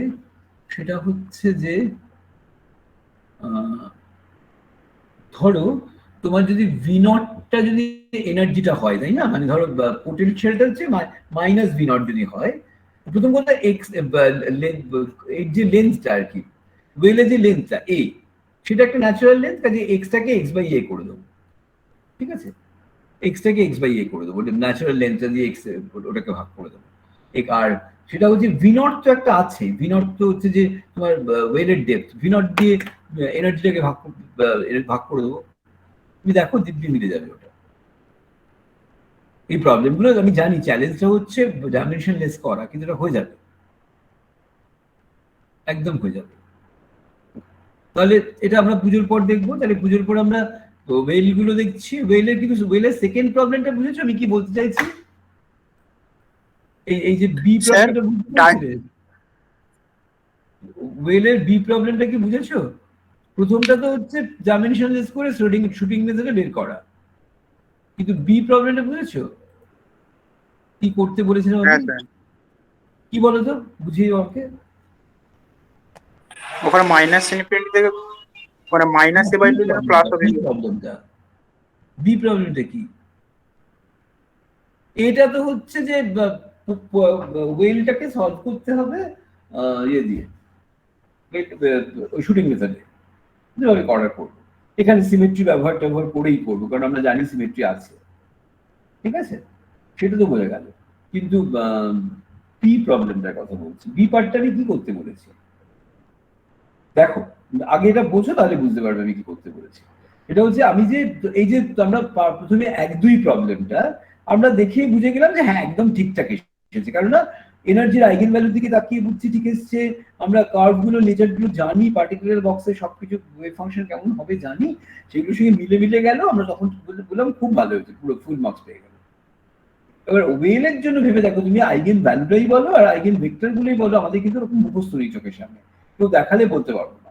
আমরা এগুলো কি করেছিলাম ভেবে দেখো, যখন এটা ক্লাসকে পড়েছিলাম আমরা, এটা যখন অ্যানালিটিক্যালি সলভ করেছিলাম আমরা ফাইনালি একটা ট্রান্সেন্ডেন্টাল ইকুয়েশন এসে দাঁড়িয়েছিলাম। তারপর কি যেন এটা গ্রাফিক্যালি গ্রাফ টেনে বলতাম যে সলিউশন কতগুলো।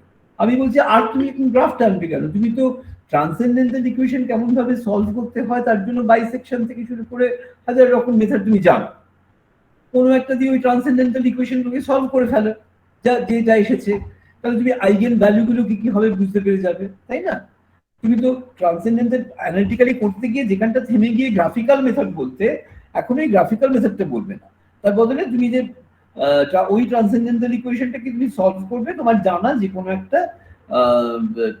কি বলে রুট সার্চিং মেথডে করে তুমি রুটগুলো বের করে নেবে, তার তুমি আইগেন ভ্যালুগুলো পরপর পেয়ে গেলে। আর প্রত্যেকটা আইগেন ভ্যালু পেলে তার করসপন্ডিং আইগেন ভেক্টরটা কি করে করতে হয় সেটা থিওরিটি একটু ভালো করে পড়ো, তুমি দেখতে পাবে, তুমি বুঝতে পারবে কি করে করতে হবে। তুমি তো জানি যে এখানটা এরকম হবে, ওখানটা ওরকম হবে, সেগুলোকে স্টিচ করে করতে হবে। এটা একটু আমি তোমায় মানে সবটা করে দিচ্ছি না, একটু নোটগুলো বাসব জয়েন করতে বলেছে। হ্যাঁ, বাসব জয়েন করাতে বলেছে, বেরিয়ে গিয়েছিল। আচ্ছা আচ্ছা, আমি বলছি যে এইটা আমি কি করে করতে হবে তার অ্যালগরিদমটা বলিনি, কিন্তু তোমাদের নোটটা পড়ে পড়ে অ্যাকচুয়ালি ওটা ওখানে কি করেছিলাম, কি ভেবেছিলাম, সেইটা করে করে করে মানে ওই জায়গাটা ভালো করে বুঝে বুঝে এই বি প্রবলেমটা করতে হবে। এই প্রবলেমটা শ্রোডিঙ্গার ইকুয়েশন, বি প্রবলেমটা শ্রোডিঙ্গার ইকুয়েশন নয়। সেটা হচ্ছে আসলে আমার উদ্দেশ্য এই পার্টে আমি যেটা শুটিং মেথডে করে বের করলাম সেটা ঠিক করলাম না ভুল করলাম সেটা জাজ করা। জাজ করার ক্ষেত্রে এটা আমার অ্যানালিটিক্যাল সলিউশনের সঙ্গে জাজ করবো, তাই তো? কিন্তু আনফর্চুনেটলি এখানে অ্যানালিটিক্যাল সলিউশনটাও চট করে গ্রাফ টানতে পারবো না, তার জন্য আমাকে আবার কম্পিউটার প্রোগ্রাম করতে হবে, ওই ট্রান্সেন্ডেন্টাল ইকুয়েশনে সলভ করতে হবে, করে তারপর তার আইগেন ভেক্টরটাকে বের করতে হবে, সেইগুলো আমি বিতে করতে বলছি। সুতরাং এ পার্টের ভ্যালু আর বি পার্টের ভ্যালু সবসময় যাতে কম্পেয়ার করা যায়, করে দেখা যায় যে কি পাওয়ার কথা ছিল তুমি কি পেয়েছো। ক্লিয়ার?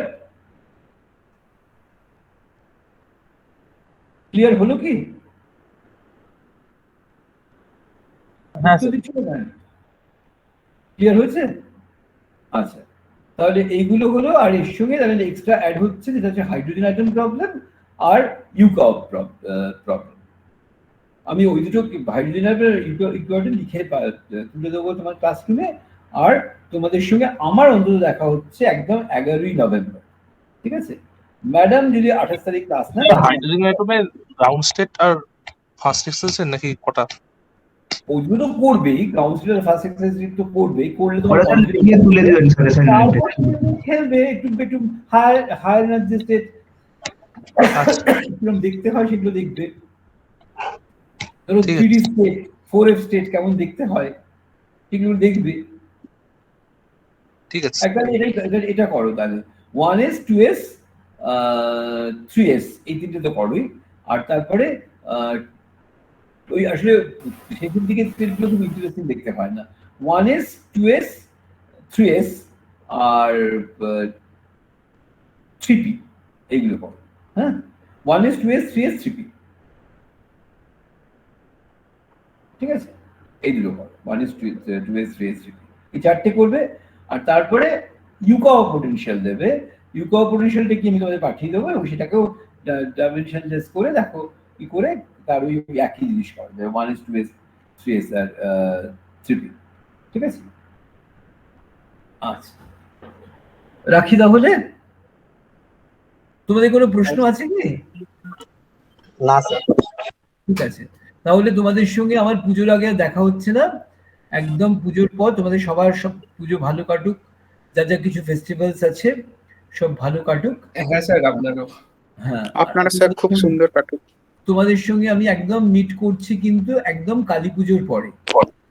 কালী পুজোতে স্যার আমাদের অফলাইন ক্লাস কিভাবে বললেন? জানি না, ওই সময় হওয়ার কথা, মানে যতদূর আমি শুনেছি 14-15 তারিখ নাগাদ বোধহয় অফলাইন ক্লাস শুরু হওয়ার কথা, যদি হয়। এখন মানে এখন অব্দি গভর্নমেন্ট ভাবছে সবকিছু যদি এখন সংক্রমণ হঠাৎ করে বেড়ে না যায় তাহলে তুমি আশা করতে পারো 15ই নভেম্বর থেকে ক্লাস শুরু হবে। সংক্রমণ যদি হঠাৎ করে না বেড়ে যায় তাহলে পুজোটা তো মাঝখানে একটা চিন্তার বিষয়, কেননা রাস্তায় ঘাটে খুবই ভিড় টিড় হবে, তাতে corona. Sir university sir vaccination শুরু হয়েছে, এটা কি মানে চলতেই থাকবে নাকি? না, ওটা একদিনেরই ক্যাম্প। হ্যাঁ, ওটা একদিনে কি সবার ডেট পড়বে নাকি? আমাদের ডেট পড়লো না, তার মধ্যে আমার 22 থেকে যেমন আমার পড়েছে। ও